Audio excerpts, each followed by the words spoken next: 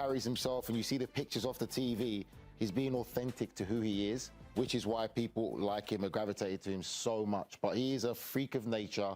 And like Marco says, he's plays for the national team and he just still takes on and keeps the same level of performances and quality as we see him when he plays for Manchester City. And he could very well be in the shout for the Golden Boot, couldn't he, depending on how far Norway can go in this tournament? Yeah, I just love how easy he makes goal scoring look. And much of the conversation coming in was the clash of the Titans, Erling Haaland versus Gabriel. And there's only one winner in that, because Gabriel, he put him in his pocket. And there's a quote in the post-match presser, and their head coach, Stalis Stolboken, deserves full credit for just the masterclass he put on today, because he put on 2 subs that changed the game. Oscar Bob came in, changed the game. 2 young Norwegians, and Andreas Schjelderup changed the game and had both assists to him. And he said, when a reporter asked him, what's Haaland's biggest strength? Is his physicality? Is it just pure goals? He says he spends 90 minutes, or maybe 89, watching what the defender is going to do. And all he needs is 1 minute to realize when and how to create that space to get the edge. And that's how he wins you games. We saw it against Gabriel. We saw it on the second goal. He's finding different ways to make himself the most important player on the pitch, whether for club or for country. And I'm telling you right now, Norway are the real deal at this World Cup. Third player in history to score a goal in his first 3 World Cup appearances. He's obviously led Norway back to their first World Cup in almost 3 decades, which is so impressive. He scored a goal as well, by the way, against 26 different nations. You know what's been really fun to see across America is, okay, yes, everybody knows Mbappe, Ronaldo, Leo Messi. I feel like the world has been introduced internationally to Erling Haaland, right? 100%. I've been doing a lot of interviews around America, and after Messi and Ronaldo, and I'll put Mbappe there, everyone asks about Erling Haaland. There's obviously the goals and him always being in the media, what he's done at Manchester City and in the Champions League plays a part. But I think it's also the character that Haaland is. You don't see it very often. I think football players now, they're trying to be somebody else. They put on a persona. He's authentically himself. And it's phenomenal to see him now doing it on the world stage, because there's been a lot of great players that sometimes for the country that they represent, they don't get to come to the World Cup. So the fact that he is at the World Cup is amazing to see that he's doing it on the world stage as well. We get to see the quirkiness and how unique he is, obviously, with Manchester City, and even through his rise of domestic football. What makes him so special, though, for you, Mike? He's ruthless, and he's an homage to the old school footballer, the old school strikers that we don't really see nowadays. And he's a different striker than your Harry Kane. He's a different striker than your modern striker, who likes to drop, who likes to be more technically sound, who likes to get extra touches. He's the epitome of efficiency in the final third. To have the number of goals he has, to have as little a touch in the build-up as we see with Manchester City, as we saw against Cote d'Ivoire with Norway, he puts in the work on both sides of the ball, but in the box, in the final third, he is an absolute killer, and that's what makes him special. And he's a goal machine, and we've seen it at the World Cup. He's a goal scorer, and I think also for the fans to understand. Let me just give you an idea. Come here, our betting expert, Buckets.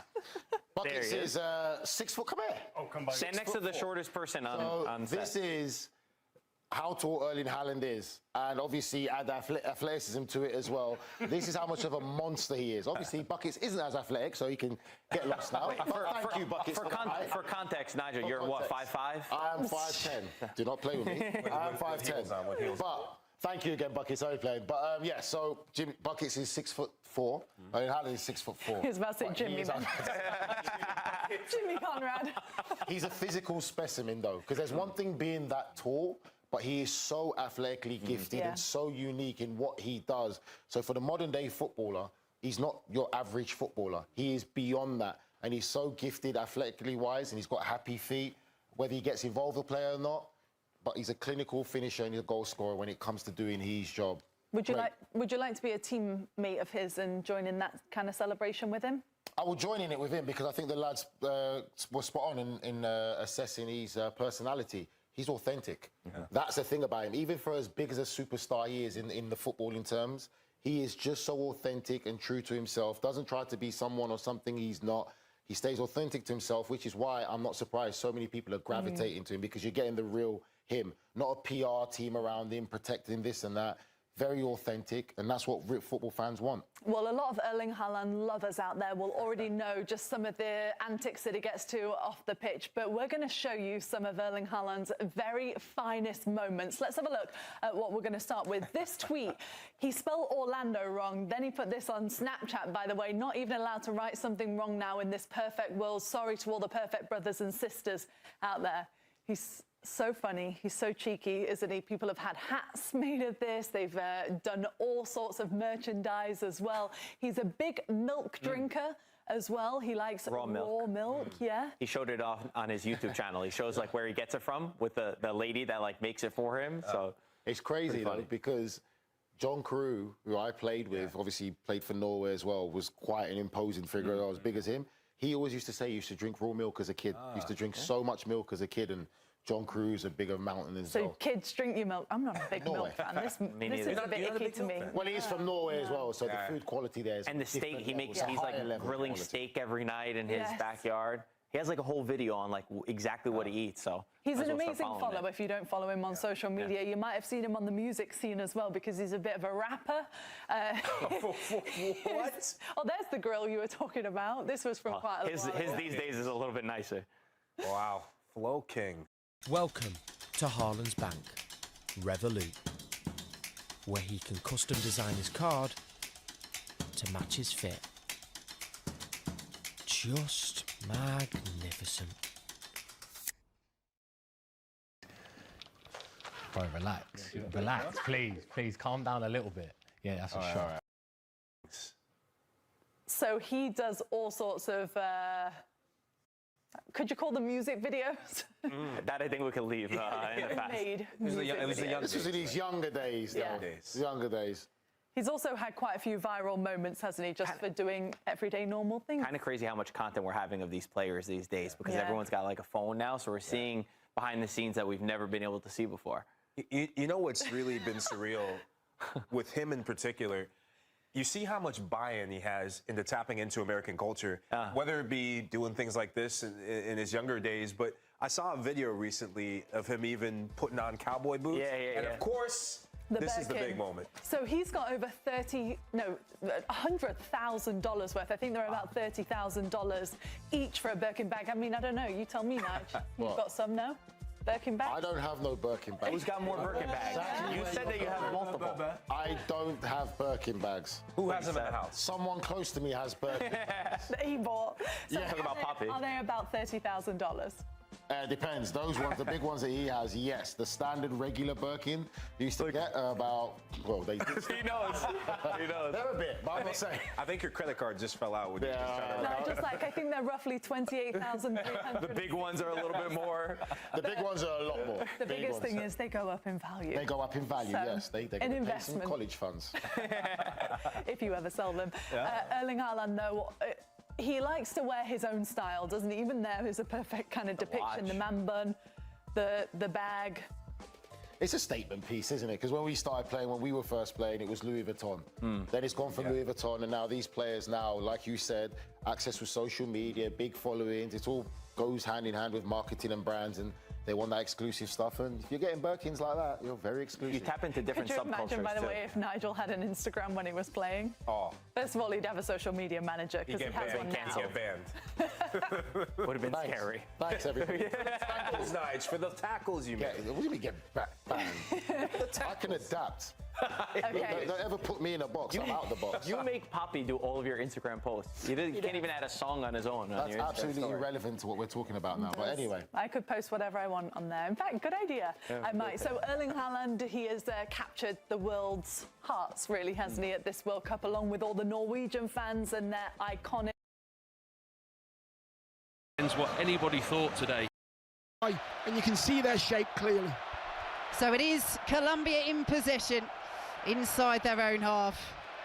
As Mojica clears the ball away, the fullback up towards the halfway line, and Luis Diaz, the former Liverpool man, who has had the most brilliant season with Bayern and got the biggest cheer when the teams were being read out during the warm-ups here as the ball goes out of play for a Switzerland throw just inside their own half. Yeah, I did see Luis Diaz as I was watching him warm up. The last 3 shots he took went into the top corner keeper's left, his right in the corner. So look out, Switzerland. So, Switzerland in possession, as you'll be able to tell by the boos all around the stadium here in Vancouver, passing the ball around at the back. They've got Kobel in goal, the back four of Zakaria, Elvedi, Akanji and Rodriguez. Ahead of them, Yashari, Sunderland's captain, and Switzerland's captain, Granit Xhaka and Freuler, with Ndoye of Nottingham Forest and Reeder supporting and Bolo up top as the ball goes out of play for a Colombia throw on this near side, midway through their own half. They've been told to hurry up by the referee, but didn't take too long over it, and so they do still get to take the throw as Elvedi under pressure will steer the ball all the way back to Kobel. The goalkeeper all in black for Switzerland with the bright orange gloves and the yellow boots inside the penalty area, and under pressure he clears that ball straight out of play for a Colombia throw deep in Switzerland territory. It's taken quickly down to Luis Diaz, pulls it back and the delivery is in, and Switzerland can't quite deal with it. Arias, the former Wolves man, was in there. Switzerland eventually will clear. Akanji again will send it forwards to the halfway line and then forwards by Colombia out of play for a Switzerland throw. So Colombia with Vargas in goal. The back four of Daniel Munoz of Crystal Palace, who's had a brilliant tournament. Davinson Sanchez, the former Tottenham man. John Lukimi, Johan Mahika.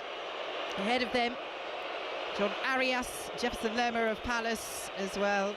And Gustavo Puerta, who's a really interesting young player. We'll come back to him in a moment. And then James Rodriguez, Luis Diaz, and Luis Suarez. Not that one. Up top for Colombia, as Switzerland have it at the back. But Gustavo Puerta got the nod ahead of their really experienced midfielder, Richard Rios, for this World Cup. And he's been one of their stars, 22 years old, plays in midfields and for Racing Santander, but he's a former Hull loanee, as Switzerland have it just inside the Colombia half. And he should have actually spent this season at Hull. They wanted to sign him permanently last summer after he spent the previous season on loan with them, but because of their transfer embargo, they couldn't do so, as Zakaria comes down the right-hand side, ball into the Colombia penalty area, but they make the interception, and Mahika, the left-back, will clear it away. Elvedi makes the interception on the halfway line, and that ball will just about bounce in.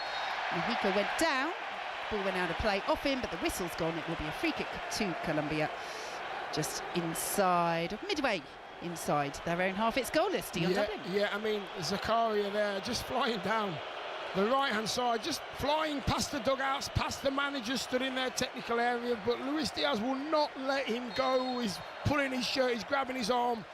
Nobody's going to have an easy game against Luis Diaz, especially today, with the circumstances and the reward at the end of it. So Vargas closed down there inside his own penalty area, but Colombia have worked it nicely. And in field now to Jefferson Lerma, out to the right-hand side. And will be collected once more by Colombia, and it's John Arias down that right wing looking for Luis Diaz inside the area. It was a good delivery. Luis Diaz raises his arms above his head and applauds as it was cleared away by Zakaria out of play for a Colombia corner. And after he applauded the cross, he raised his arms and he waved it to the fans behind the goal, but he might as well have waved it to the entire stadium, which is pretty much all clad in yellow. Such noise here for Colombia. And there's James Rodriguez, their captain, and as of today, their record appearance maker, prepares to send this in from the left-hand side. And Dion, I think I've spotted the Colombian radio commentators, because there's a chap maybe to us in the gantry, draped in a Colombia flag, as the corner is swung in, flicked away by Brel and Bolo, who was back there, the Switzerland striker defending, and Switzerland eventually win a free kick over on the far side. Yeah, I mean, Tim Vickery did mention before the game, Arias down the right-hand side, he'll play, down the right-hand side mainly, but didn't hesitate that time. He got into the halfway into the Switzerland half, just left it in behind to hope that one of his teammates would be there. Diaz was coming on the left-hand side, but if that's anything to go by, that Switzerland defence have got to have that line just right. And it is the Switzerland defence who are in possession. Nico Elvedi out to the right-hand side, and Dennis Zakaria ahead of his manager, Yakain, who is watching on the edge of his technical area, arms folded.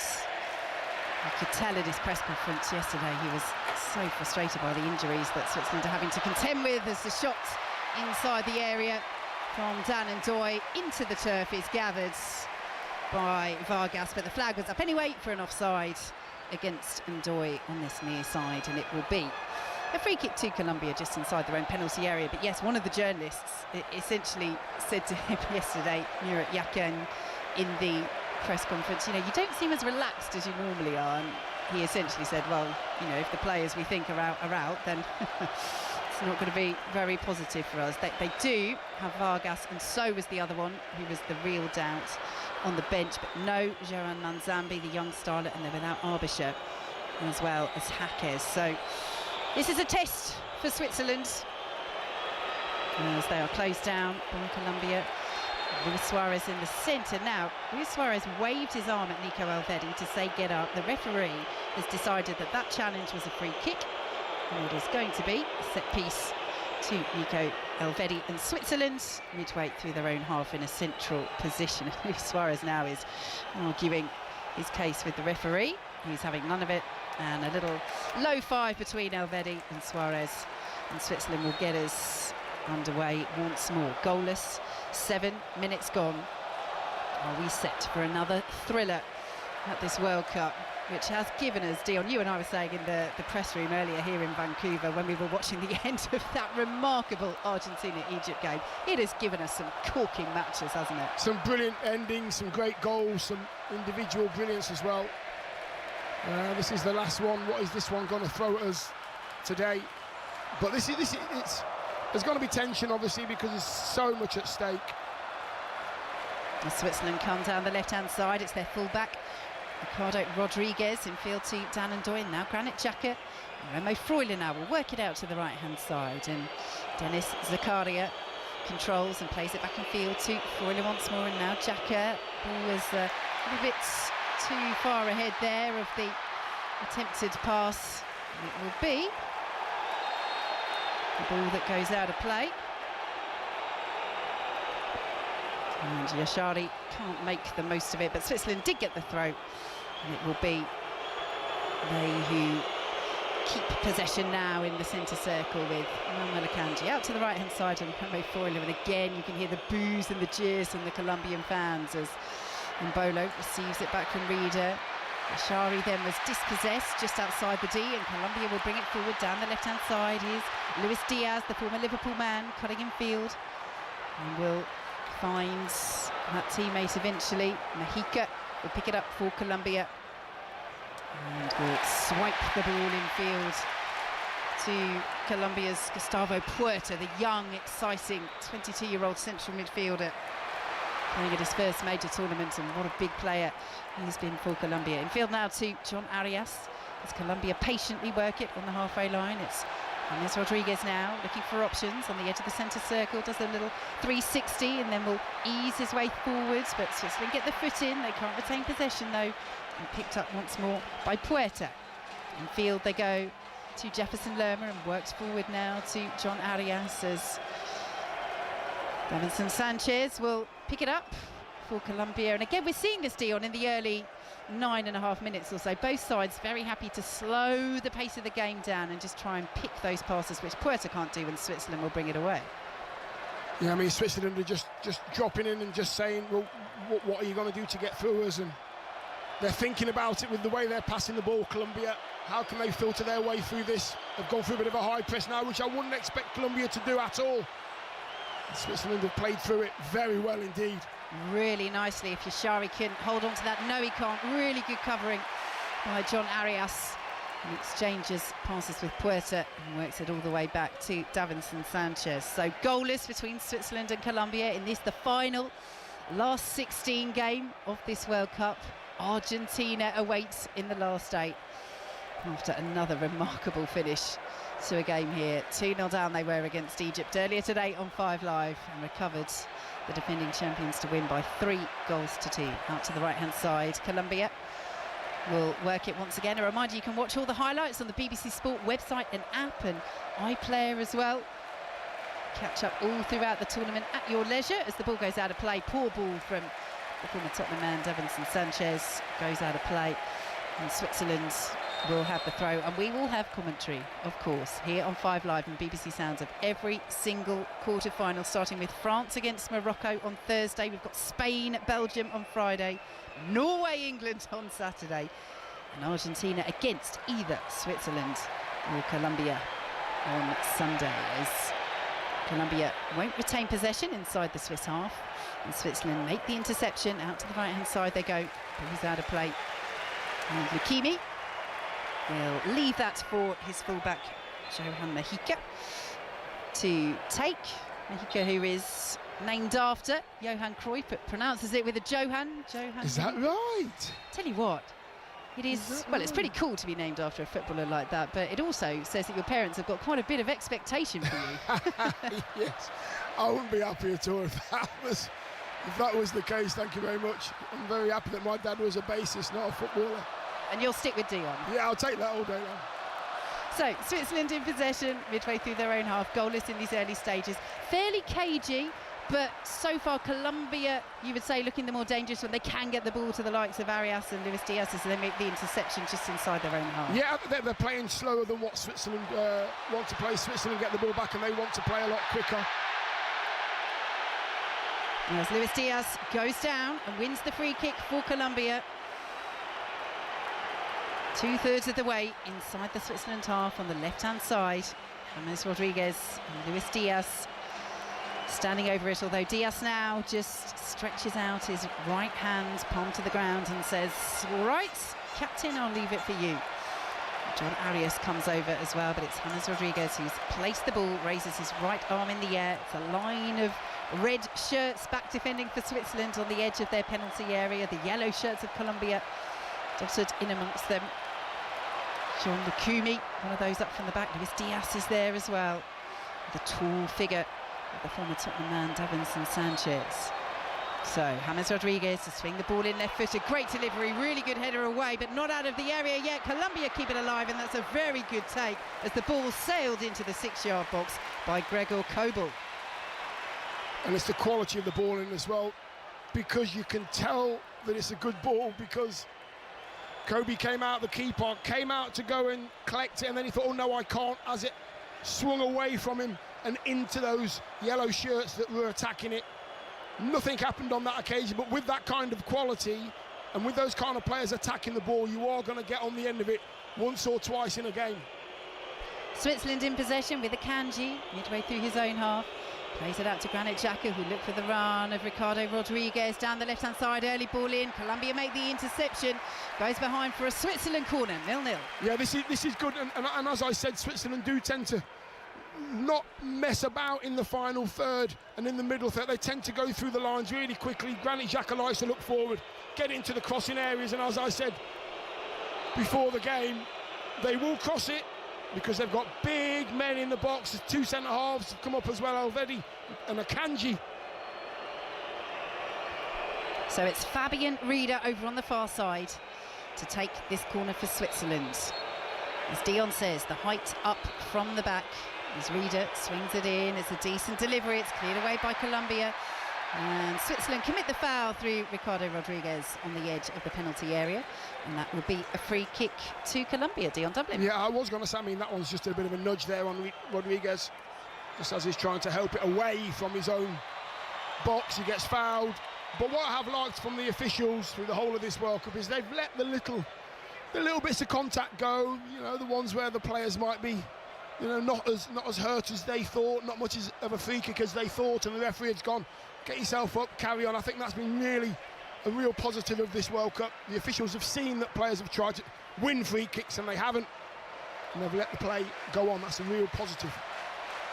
Yes, that particular incident was Rodriguez on Rodriguez, wasn't it? Ricardo exactly, Rodriguez yes, on exactly. Switzerland, on James Rodriguez of Colombia.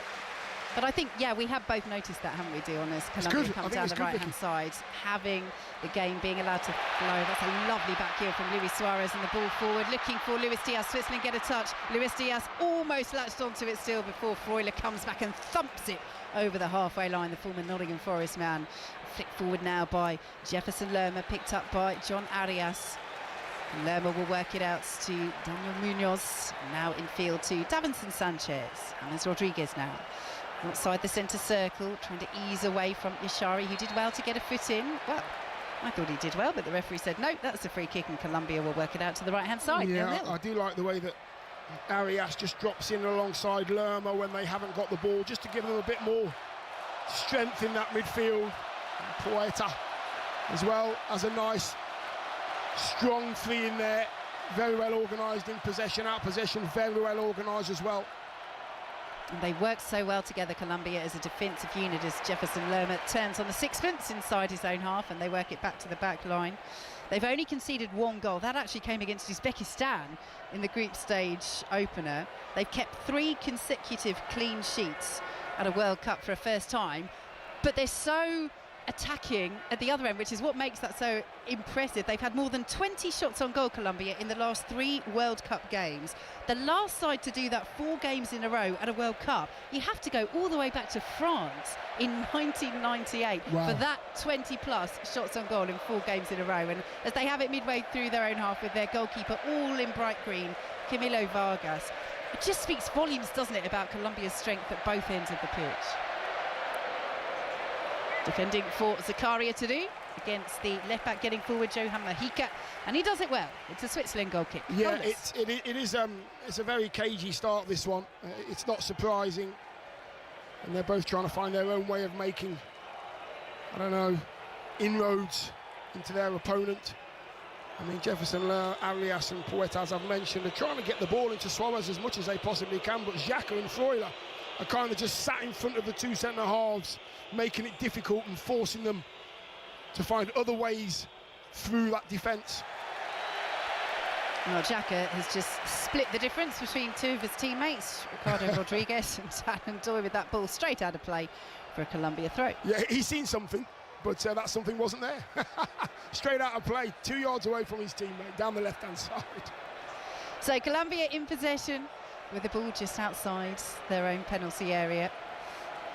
As their manager, Nestor Lorenzo, the Argentinian, stands with his hands clasped behind his back in his dark jacket on the edge of his technical area as the ball goes out of play for a Colombia throw. Led them to runners-up at Copa America 2024. They lost to Argentina after extra time in the final, and I think that's one of the quirks of this draw, and the fact of Argentina with that late comeback victory over Egypt getting through. That is who awaits in the quarter-final. So if Colombia make it, it'll be a rerun of the Copa America final a couple of years ago. If Switzerland make it, well, that will be their 2nd World Cup quarter-final and their first since 1954. Out to the right-hand side go Colombia, who are just about shading it at the moment, although as Dion Dublin says here on 5 Live and BBC Sounds, it's a cagey start, it's the 10th start. It's a very even game and it's goalless. As Colombia work it to Lukumi on the halfway line and infields to Jefferson Lerma out to the left-hand side, and Puerta. And Mojica will pick it up now, the left back getting forward as he loves to do. Infield now to Luis Diaz, who's dropped deep to receive possession. Headed forward by James Rodriguez, who popped up on the right-hand side there, in looking for John Arias, but should be cleared away by Tannen Doy. Almost got himself into a bit of trouble there. Well closed down by James Rodriguez. Switzerland are playing it around their own penalty area. A little bit of hesitation there between Alvedi and the goalkeeper, Gregor Kobel, but Kobel in the end with the emphatic clearance over the halfway line. But Colombia pick it up again, and Switzerland at the moment just can't keep hold of it, do they? No, they can't. I mean, they're being forced to go long, and it's just not working for them.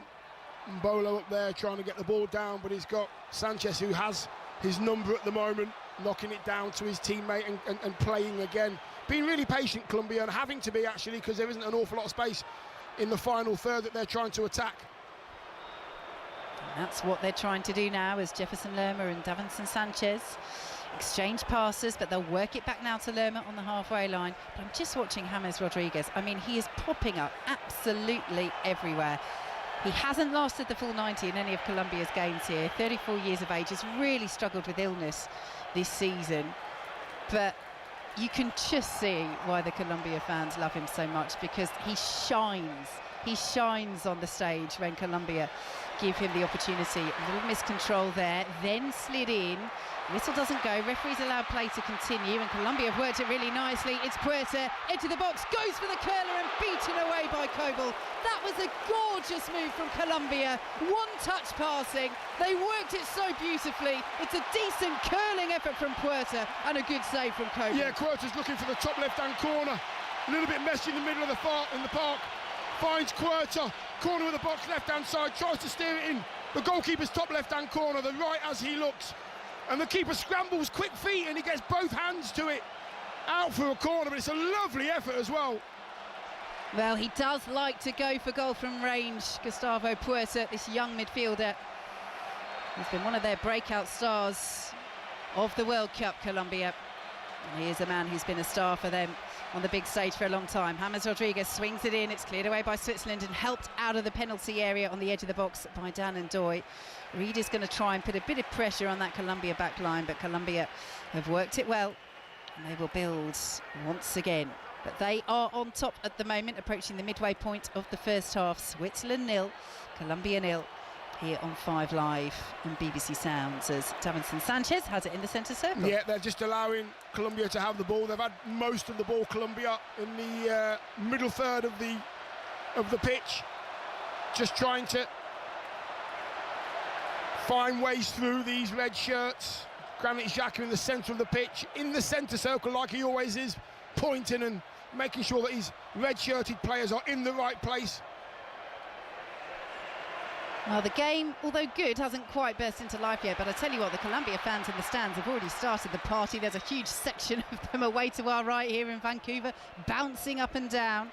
And now their bounces are rather curtailed as Switzerland come forward, and now they wave the flags again as Colombia come forward, and now they're curtailed once more. And the flags droop down as Switzerland win possession once more and have it in the centre circle. Goalless. It is.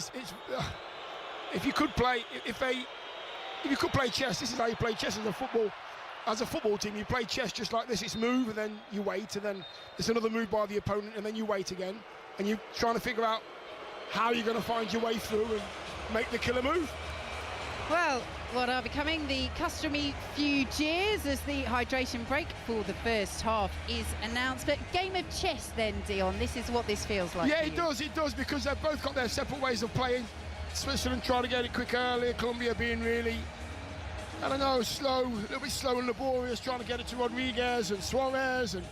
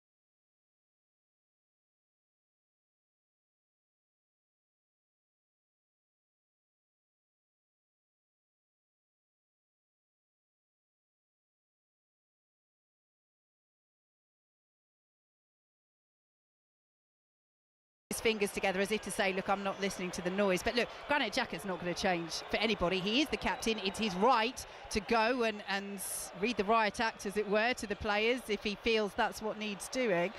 But I think Tim Vickery, our South American expert, is right. Colombia so far will be the more pleased with this last 16 tie so far, but it is goalless as Switzerland have it on the right-hand side, still midway inside their own half as Zakaria plays it back to Nico Elvedi. And just looking away to my right, producer Rob has spotted here, can you see, Dion, in the right-hand side in the second tier, yes, there is a Canada banner, but it's in the colours of Colombia. So the Colombia fans, either it's Canadians that are supporting Colombia, or it's the Colombia fans who've come and tried to get the hosts or the co-hosts on board as well. As the whistle goes, it's a foul on the aforementioned Granit Xhaka and a free kick to Switzerland just inside their own half. It's a nice touch, regardless of which way it is, it's a nice touch. See the hosts get a bit of support as well. I mean, this crowd is, honestly, I've never seen it as much one-sided as I mean, it's just a little strip. You know, you get the second tier of a stadium and you get stairs going up, and it's just one section in between stairs. Zakaria, ball into the area, almost found Yashari. Oh, that would have been a brilliant opening for Switzerland, but Yashari couldn't latch onto it, and it's cleared away by Colombia. But just a warning for Colombia that Switzerland do have the quality to pick you apart, and they almost did so there as Xhaka sends it out to the left-hand side, and Ricardo Rodriguez. Yashari back to his captain, Xhaka once more. Works it out to Yashari. Switzerland easing their way through the Colombia half, and the yellow shirts back defending as Freuler goes past a couple of players, plays it to Mbolo, back to Reeder, who then played it behind Yashari, who did really well to keep hold of that and invites the sliding challenge as he tried to slide it through to Dan Ndoye of Daniel Munoz, who sent it out for a Switzerland throw, goalless. Yeah, they're going down the left-hand side.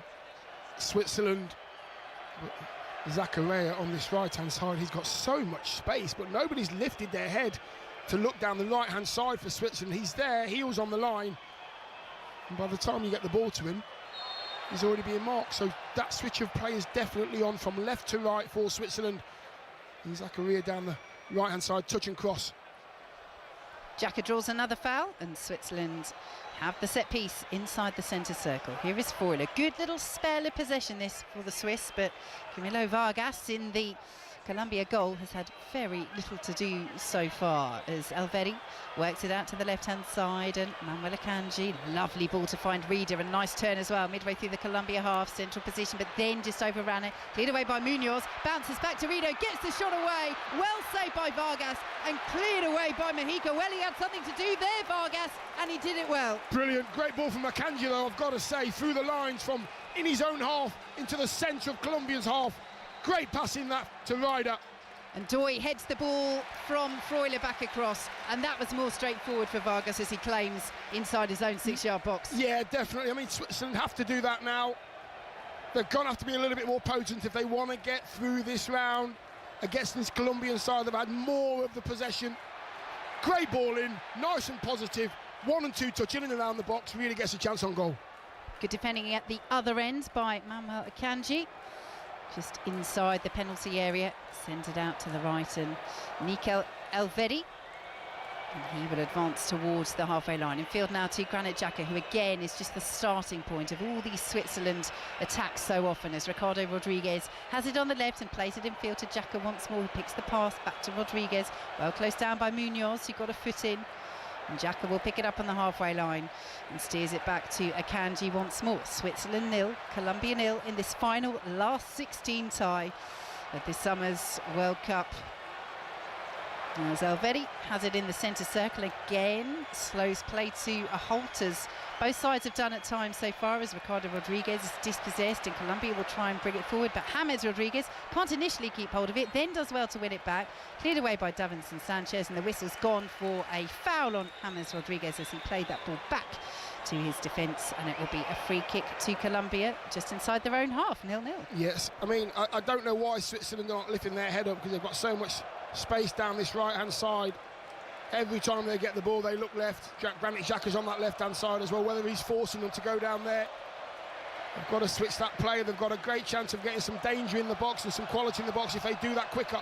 And they've stolen it on the halfway line, and Yashari's played it forward. It's Ndoye! Early shot on the angle, smothered by Camilo Vargas. Great strike on the half volley, and Ndoye just gets into the box and tries to strike it across the keeper into the far post. Not a problem for Vargas, down to his left.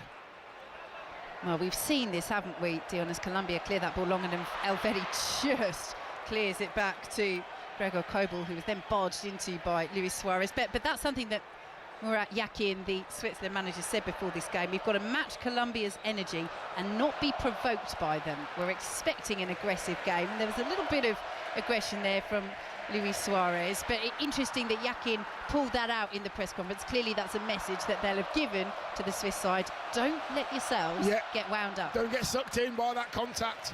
It's a tactic. Here comes James Rodriguez for Colombia. Did really well to squeeze that to Puerta, and now Luis Diaz inside the box, tried to curl it to that far bottom corner. It's blocked away. Luis Diaz out of the penalty area now. Will pick it up once again for Colombia, plays it forward. Puerta picks it up, left hand side of the penalty area. Diaz has made the run into the box, but Puerta instead will go central to Jefferson Lerma. And now James Rodriguez chips the ball into the area. Luis Diaz went down. Didn't look like there was much in that, and the referee agrees, and no real appeals from the former Liverpool man. And it is a goal kick to Switzerland. But Dion, apart from that little last minute or so, we've said this so much throughout the World Cup, haven't we? The hydration breaks can often provide a shift in momentum, and it seemed before that little spell there for Colombia to have provided it for Switzerland. Yeah, just a little bit of a boost there for a couple of minutes for Switzerland, where they had a bit of the ball and a little bit of joy as well. Haven't got the ball into Mbolo half as much as they should. He's trying to find space away from those two powerful centre halves. And he's not had the ball. Sometimes as a centre forward you do that and you stop making those runs because you're not getting it. He's got to keep doing it, and they've got to find him. Here is Yashari for Switzerland, goalless here in Vancouver on 5 Live and BBC Sounds, as Ricardo Rodriguez plays the ball into the area. There was nobody really in there other than Mbolo, and it didn't reach him. Zakaria trying to make the block, and it will go behind for a Colombia goal kick. Dion Dublin. Even though we haven't got any goals and there's not been lots of goal-mouth action, we've had a couple of decent saves from the keepers, but it is really difficult when you're in this situation. You've got something. At the moment, you're in this game. You're not a goal down. You're in it. You've got every opportunity to win it. You just don't want to make any mistakes, and it's being played like that at the moment.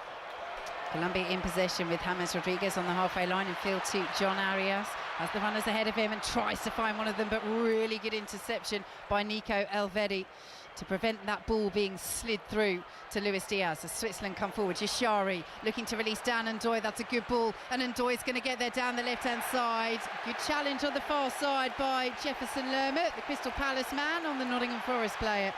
And it's in field now to Gustavo Puerta, who plays it out to the right-hand side. And James Rodriguez, like Xhaka, the number 10 for Switzerland, Colombia's number 10, orchestrating so much of the springboard for these moves that Colombia are trying to work. This time down the right-hand side with Luis Suarez in field 2. Puerta once more, and now Mojica on the edge of the centre circle. The left-back coming into that central midfield position.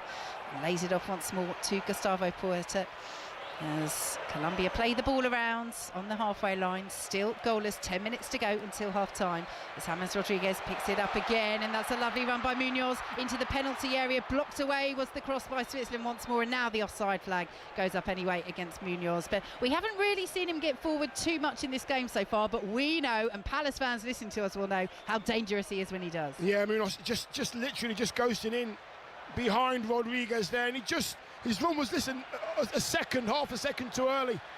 Otherwise he was in. If you make runs in and around Rodriguez, he'll find that left foot's a bit of a wand, and he'll find his way to get the ball to you. So if he can get people around him making runs, they will create more chances. Kobel clears long for Switzerland. The goalkeeper over the halfway line, cleared away by Davinson Sanchez, and Lukumi will pick it up once more for Colombia.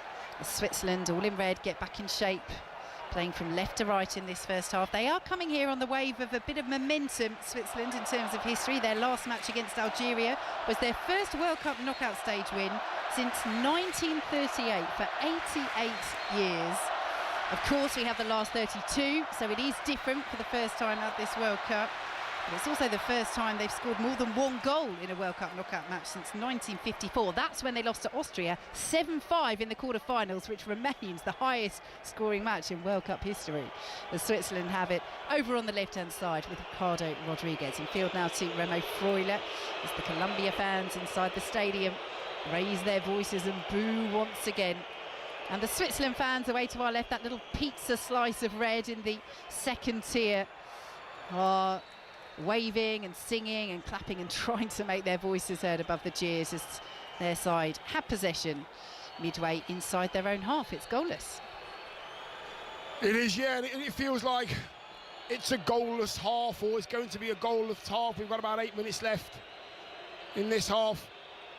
Trying to find the opening.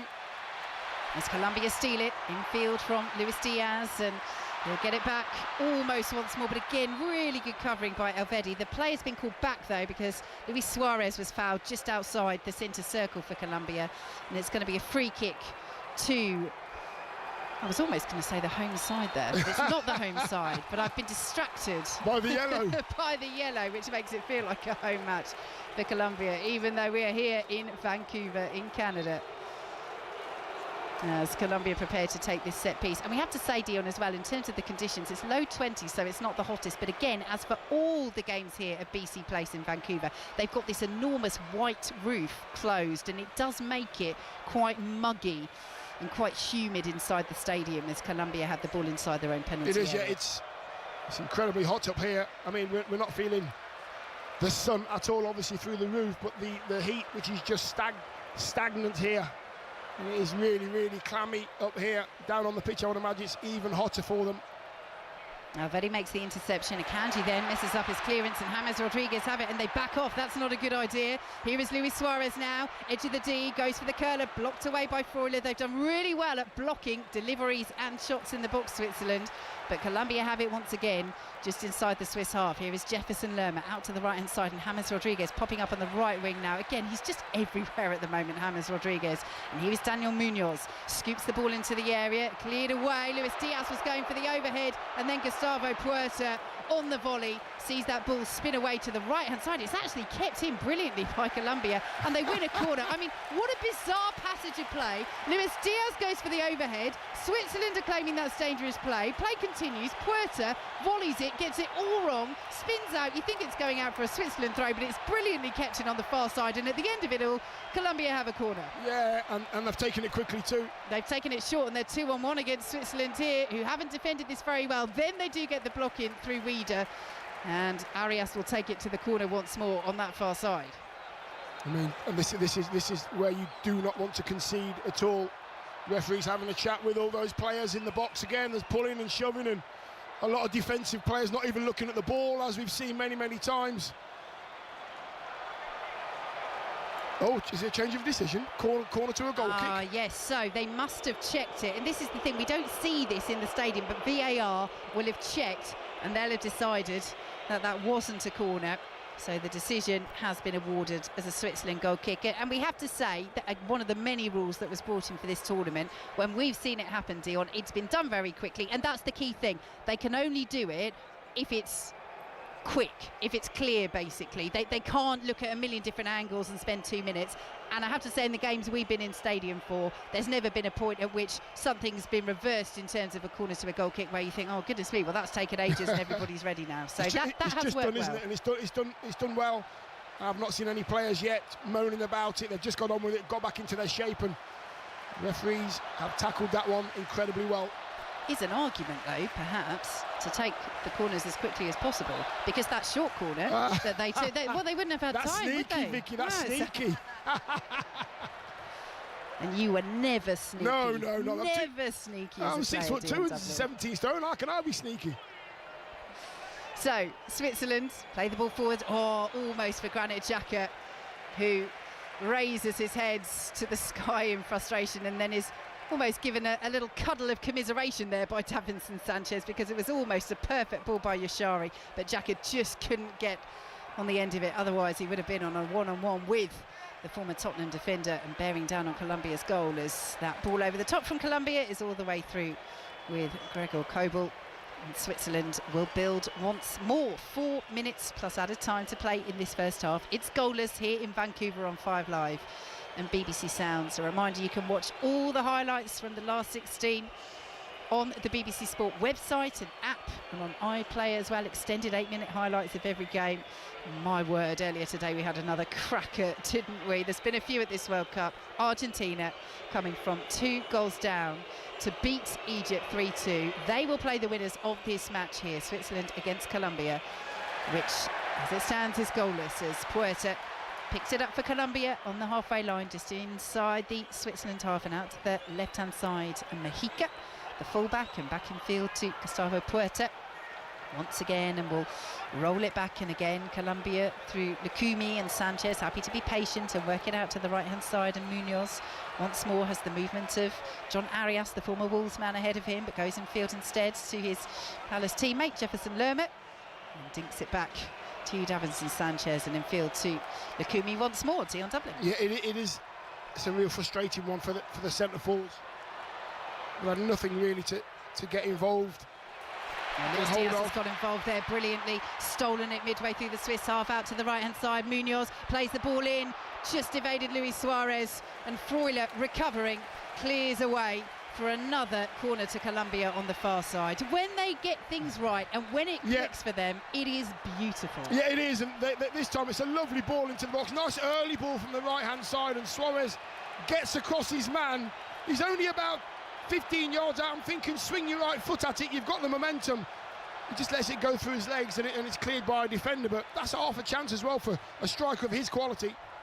So James Rodriguez swings it in. It's headed up by Mbolo for Switzerland, not out of the area yet. Colombia trying to keep it alive. Switzerland get another head to it and then steer it away with Mbolo, and now they're trying to counter through Dan and Doy, but very well covered by Mexica. That foot in, picked up by Yashari. Now the whistle's gone. It's a free kick to Switzerland, but I think they might be a little bit frustrated there, because I think Yashari might have controlled that ball over on the halfway line.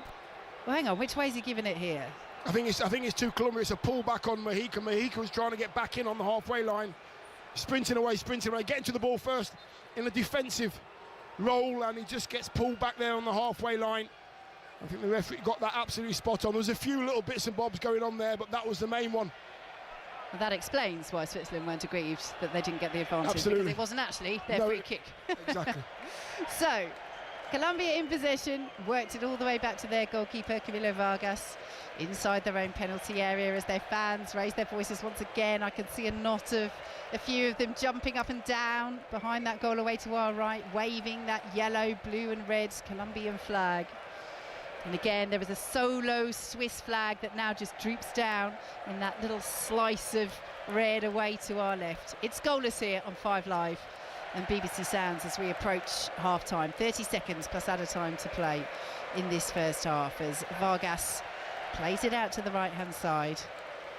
And Colombia will work it once more. Colombia unbeaten in their last 6 games since losing 3-1 to France. A much changed France, we have to say, in a friendly in March. They actually went on a 28-game unbeaten run, a national record that ended in the Copa America final in 2024, and most of that was under their current manager Néstor Lorenzo, World Cup winner as a player with Argentina, played in the final of Italia 90. And then do you know who his next professional game was for, Dion, after that? Go on. Swindon. Was it really? Yes, indeed. Nothing wrong with playing against Swindon, let me tell you. So Colombia in possession as we enter 3 minutes of added time at the end of this first half that at times has been cagey, at times has seen some good saves, at times has seen some lovely combination play, particularly from Colombia, but at times has been a little bit dull. Yeah, and I think that's the word that will possibly sum up the first half. Quite dull, not enough dynamism in this first half yet. There has to be a change in momentum, some way, shape or form, in regards to the way that both of these sides are going about their work. I think Tim was spot on as well early on in the comms, saying that Colombia will be the happy, and I still think they will be.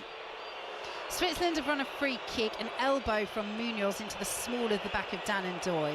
So Xhaka stands over this. It's a third of the way inside the Colombia half on the left-hand side. You've got 5 red shirts lined up amongst the yellow ones on the edge of the penalty area, but Xhaka plays it square to Freuler, gets it back, then plays it to Freuler once again, then plays it square to Xhaka. And they're not doing much to lift the dull moniker from this game at the moment with that free kick. Everybody's gone forward. Colombia now try and win it over on the far side, and they win a throw. What a waste from Switzerland. Yeah, what a waste. And I can see Akanji now running back to where he needs to be at centre-half, talking to his captain there who had the ball and he was going to cross it. 2 centre-halves went up for Switzerland and they play short and they lose it. It's so frustrating. If you go up from the back, put the ball in the box, what's the point in going up? Ball is all the way through with Kobel in the Switzerland penalty area, and I think it's not even just that they played it short, it's that they played it short about 5 times between each other and then lost it for a throw over on the far side. What a pointless exercise. Give yourself the opportunity. We've got 3 extra minutes here. We've played 2 of them as well.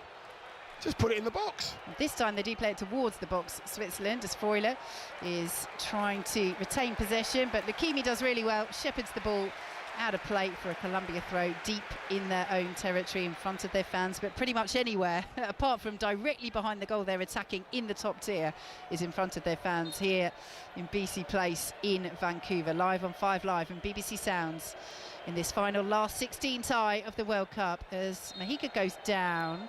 Switzerland had taken the throw, but the referee has stopped play. He didn't give a free kick. The decision is still Switzerland throw, but the referee is just going to come and check on Johan Mexico here. Yeah, I think Mexico just cleared. He's in his sort of left back position. It just gets rolled back to him. Mexico, nothing in that at all. No contact. It is a contact sport, football, isn't it? You are allowed to stand up if you get contact, surely. I think so. I think it is, yeah. Want to try it, lads? Try it one day. So it is a throw to Switzerland. Mexico's back up. He makes an interception on the edge of the penalty area. And Luis Diaz is trying to break over the halfway line, but again, well covered by Elvedi. His positioning has been very good for Switzerland in this first half. And there is the culmination of the first half. Well, we had the 3 minutes for the hydration break, and basically, with that included, we've had no added time, which perhaps sums this up. Although we have to say at times, Dion, Colombia have played some really lovely stuff. We've seen a couple of decent saves from both goalkeepers, but fair to say that this one is yet to really spark into life. It feels a bit Spain-Portugal, doesn't it? It's a little bit, wake me up at full time kind of thing. It's not been great. I understand the magnitude of the game. I understand how important it is not to make mistakes. However, you need to do more if you need to progress or you want to progress. I mean, as the Switzerland players and all the staff are walking off the pitch to our right down the tunnel, Colombia are in the centre circle. All 11 players in yellow shirts are in the centre circle, walking off together, having a bit of a debrief. And I think it's Diaz that's doing the talking and Rodriguez is doing the talking before they even get.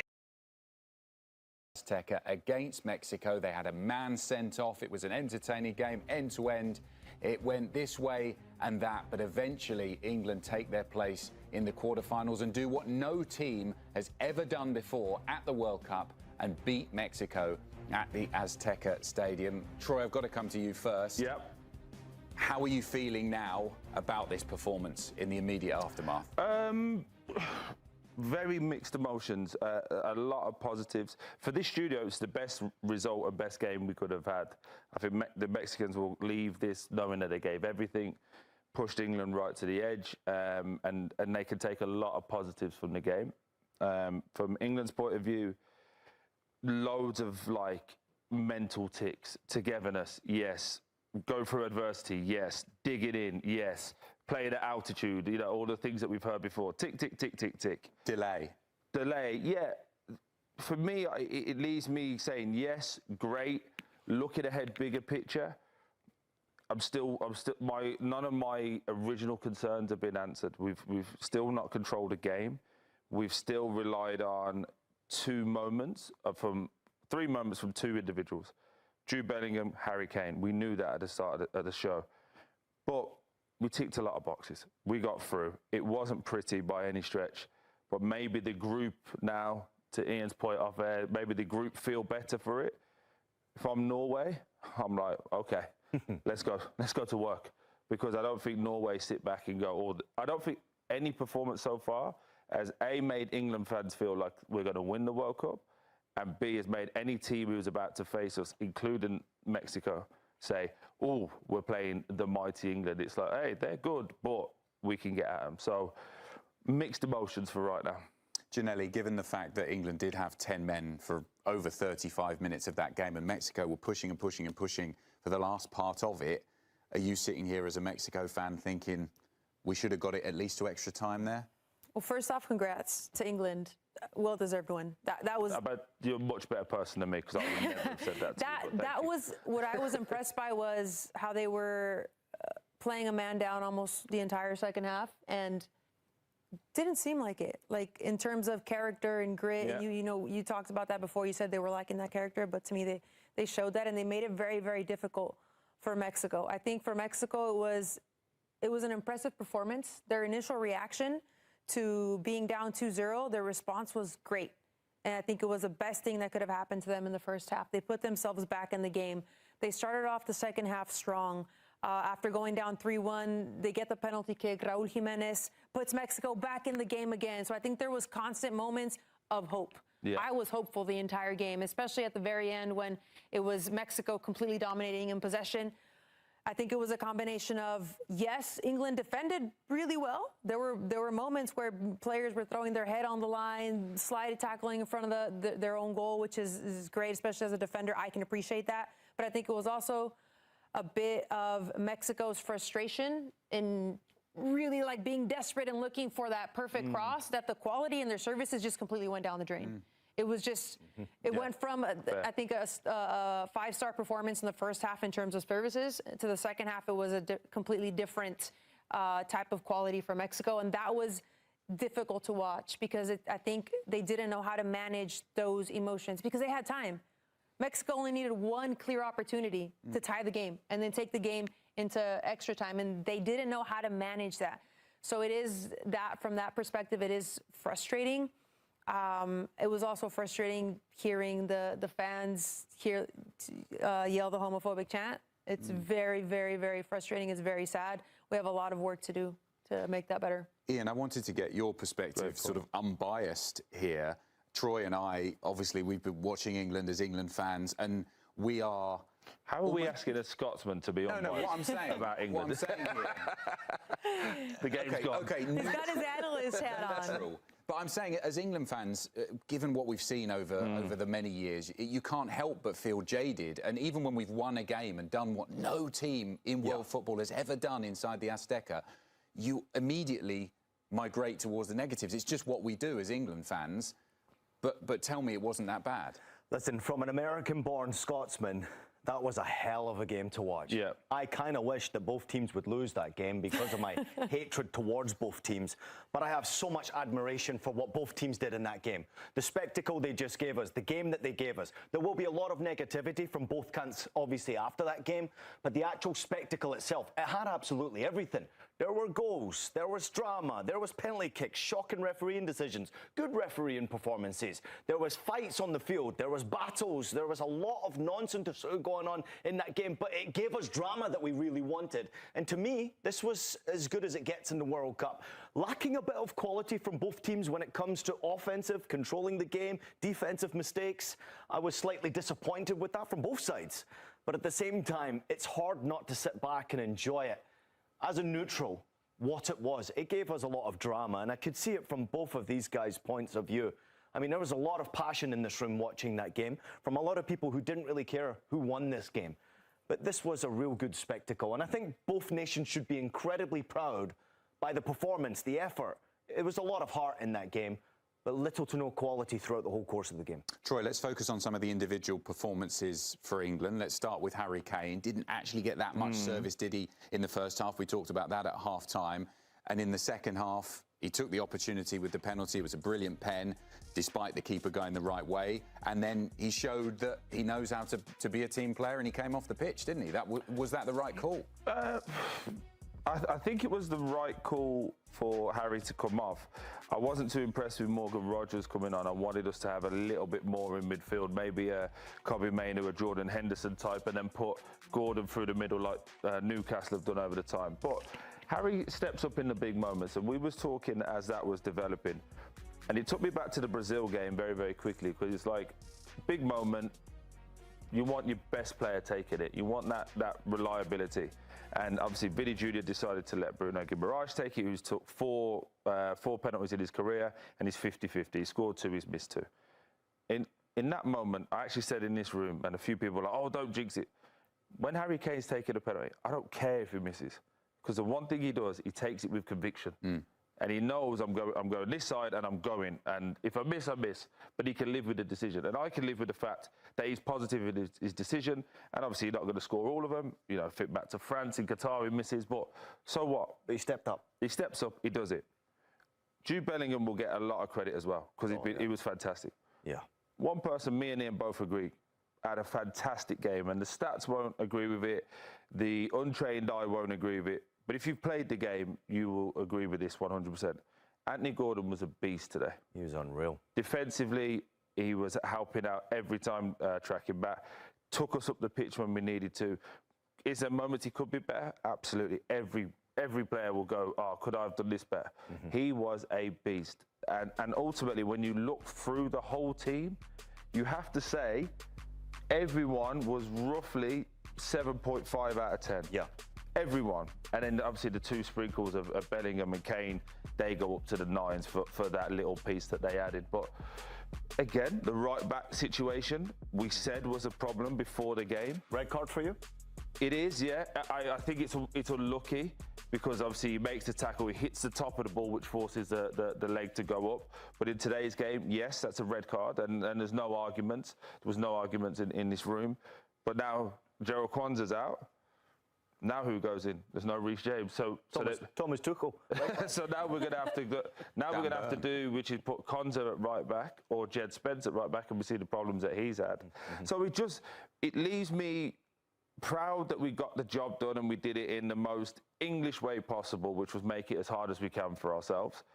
But it leaves me thinking, if we are being really serious, and I've been told, this is not my opinion, I've been told by England, when we hired Thomas Tuchel, it's to win the World Cup.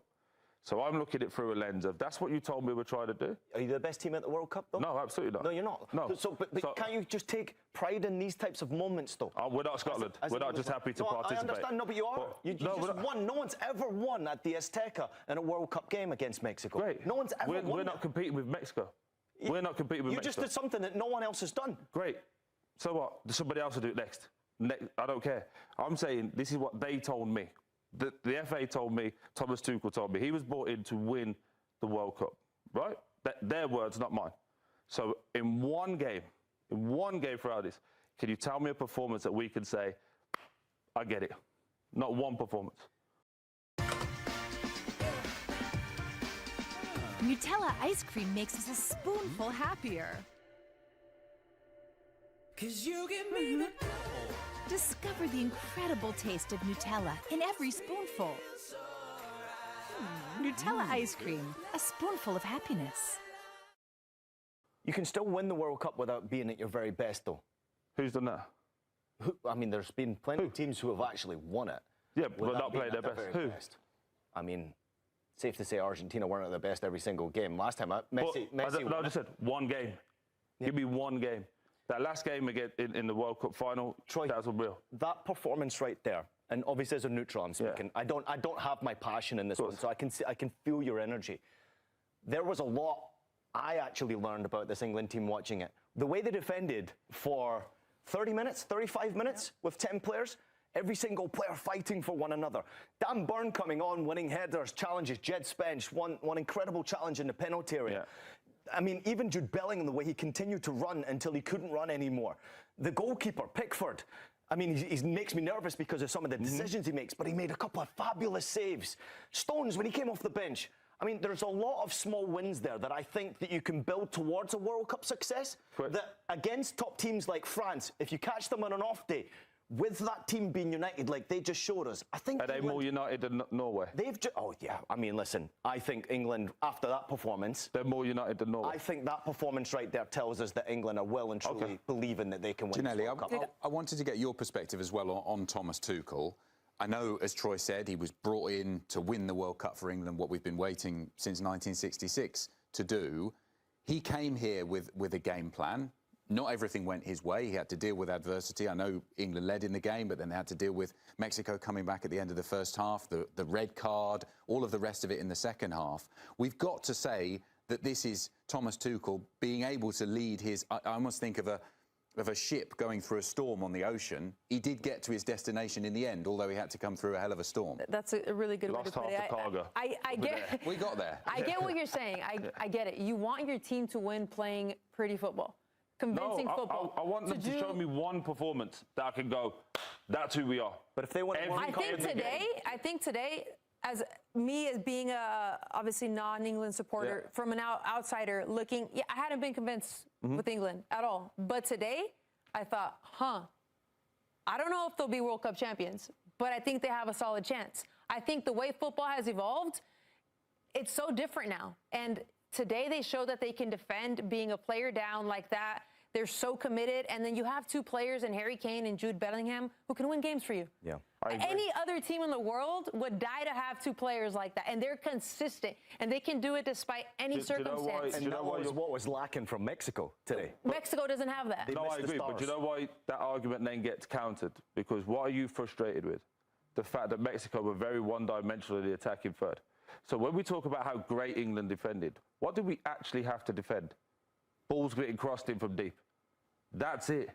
We put on a centre-back who's 6'5", so we should be headed it. We put on another centre-back who's 6'3", should be headed it. So I'm not saying that we haven't ticked a load of boxes. You scored 3 goals. No, I'm not disputing that.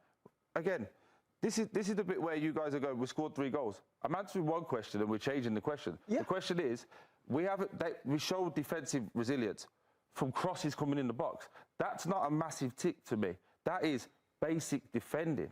There was no intricate play from Mexico, hence why you're frustrated. There was nobody in there pulling the strings. There was no one doing little slip passes. It was a constant volume of cross after cross after cross. That they should deal with. That they should deal with. And it's a big tick because, well done, you handled the atmosphere, you handled the adversity. I get where you're going this. Better opposition, if that's a France where they have the quality. If that's an Argentina, if that's a... Even Norway's going to put up... Yeah, that's my point. But it goes into 2 parts. Can I be happy with right now? Yes, well done. But can I be also level-headed and be... You want more? Which is what I feel people want. Because the one thing I hate about watching analysts on TV, play a game and they go super high.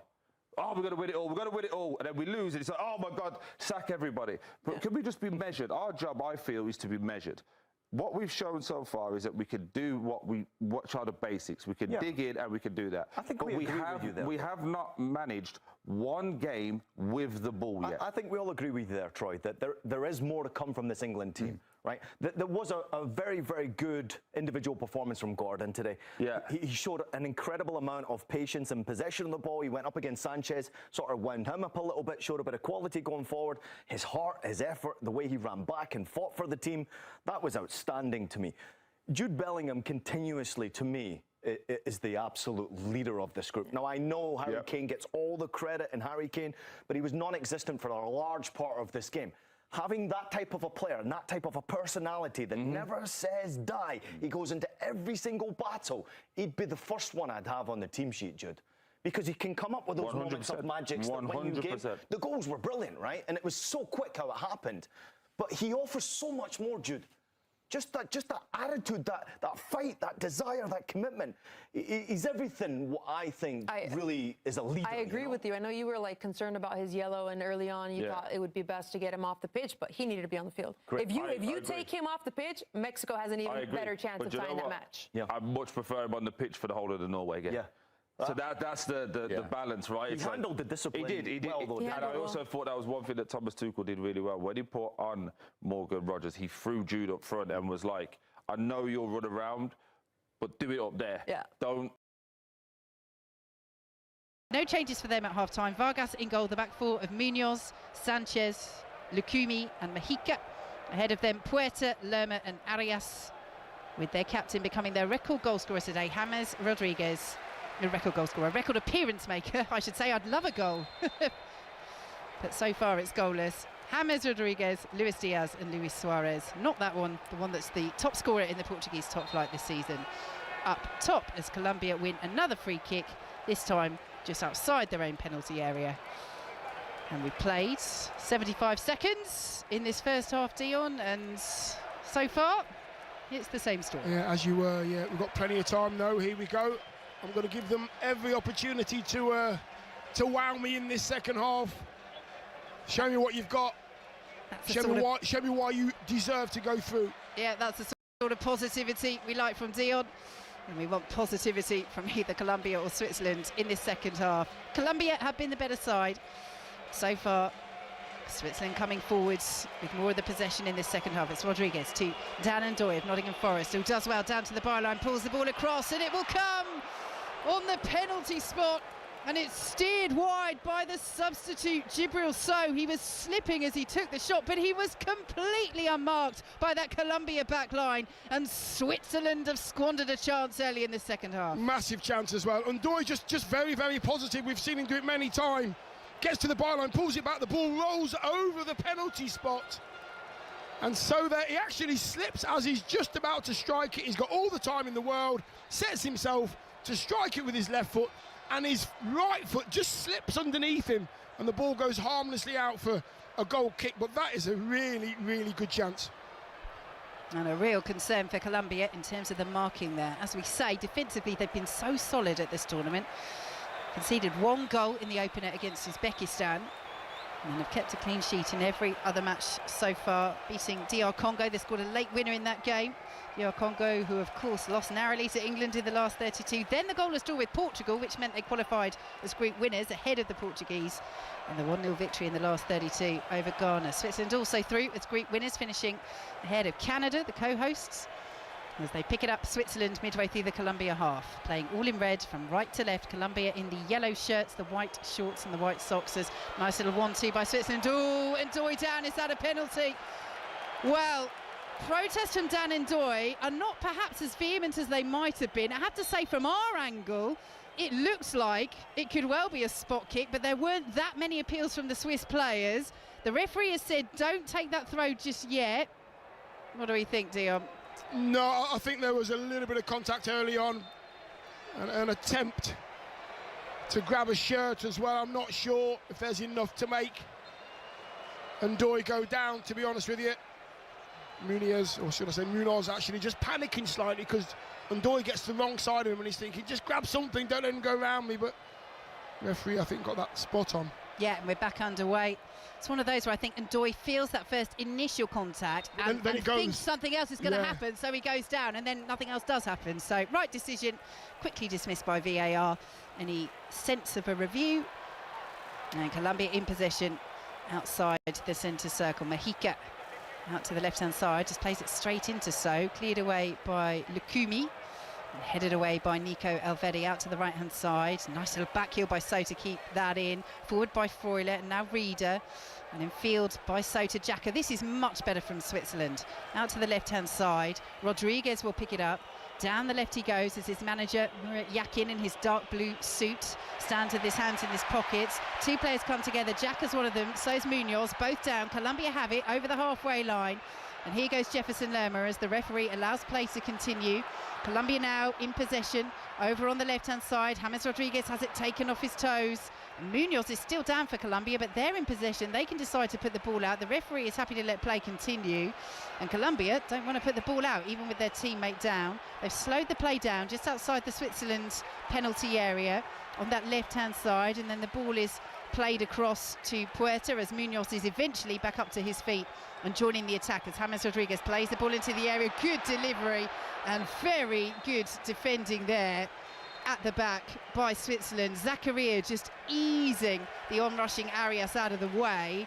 And now eventually at the end of that, Granit Xhaka, I think, has gone into the book there for Switzerland for the original challenge. And do you know what? That is a deserved yellow card. He comes to try and win the ball and he stands on the top of the foot of Daniel Munoz. That is a painful one, and credit to the referee for keeping that in the back of his mind. Yeah, I mean, Munoz there is slapping his hands together, as we can see on our screens. That was a real painful one. The bottom of Xhaka's studs on the top of Munoz's left boot there. They are painful ones, they are. So Switzerland coming forward. They've been the better side in this second half. So has made a difference. The substitute, and he's on the ball here. Plays it out to the left-hand side, and Ricardo Rodriguez advancing towards the byline, but well marshalled by Munoz. So we'll steer it back to Granit Xhaka, then Rodriguez to the edge of the area. It's So once more. Plays it back to Manuel Akanji, and out to the left-hand side, and Granit Xhaka once again in field to Akanji midway through the Colombia half. It's still goalless here on 5 Live and BBC Sounds in this final last 16 tie as Rieder draws the foul. Free kick Switzerland just outside the penalty area, almost level with the left-hand edge of the penalty area. Yeah, it's a lovely little ball in from Akanji. Edge of the 18-yard box. Rieder goes to the ball, then goes away from the ball, doesn't touch it, lets it roll through him. I think it was Sanchez that got done with the little dummy there. And Rieder's got his team. A free kick, what should we say, 22 yards out, on the angle, left-hand side of the box, about 5 yards away from the edge of the box, and it's 3 red shirts over the ball. This could be dangerous, this could. And the little slice of red-shirted Switzerland fans away to our left in the top tier are clapping their hands together and raising them. This is behind the goal they are that Switzerland are attacking, and they know that this is a decent opening. Xhaka is there too, but it's swung in instead and hits the side netting. It was Rieder with the effort. Well, it didn't look like an angle that might open up for a shot, but Rieder curled it around the wall, which did its job for Colombia. And Vargas, the Colombia goalkeeper, was across very quickly, covering that top corner. Decent try by Rieder, but it stays goalless. Yeah, it was the difficult of the two efforts, I've got to say. If you go with your right foot, you've got more goal to hit.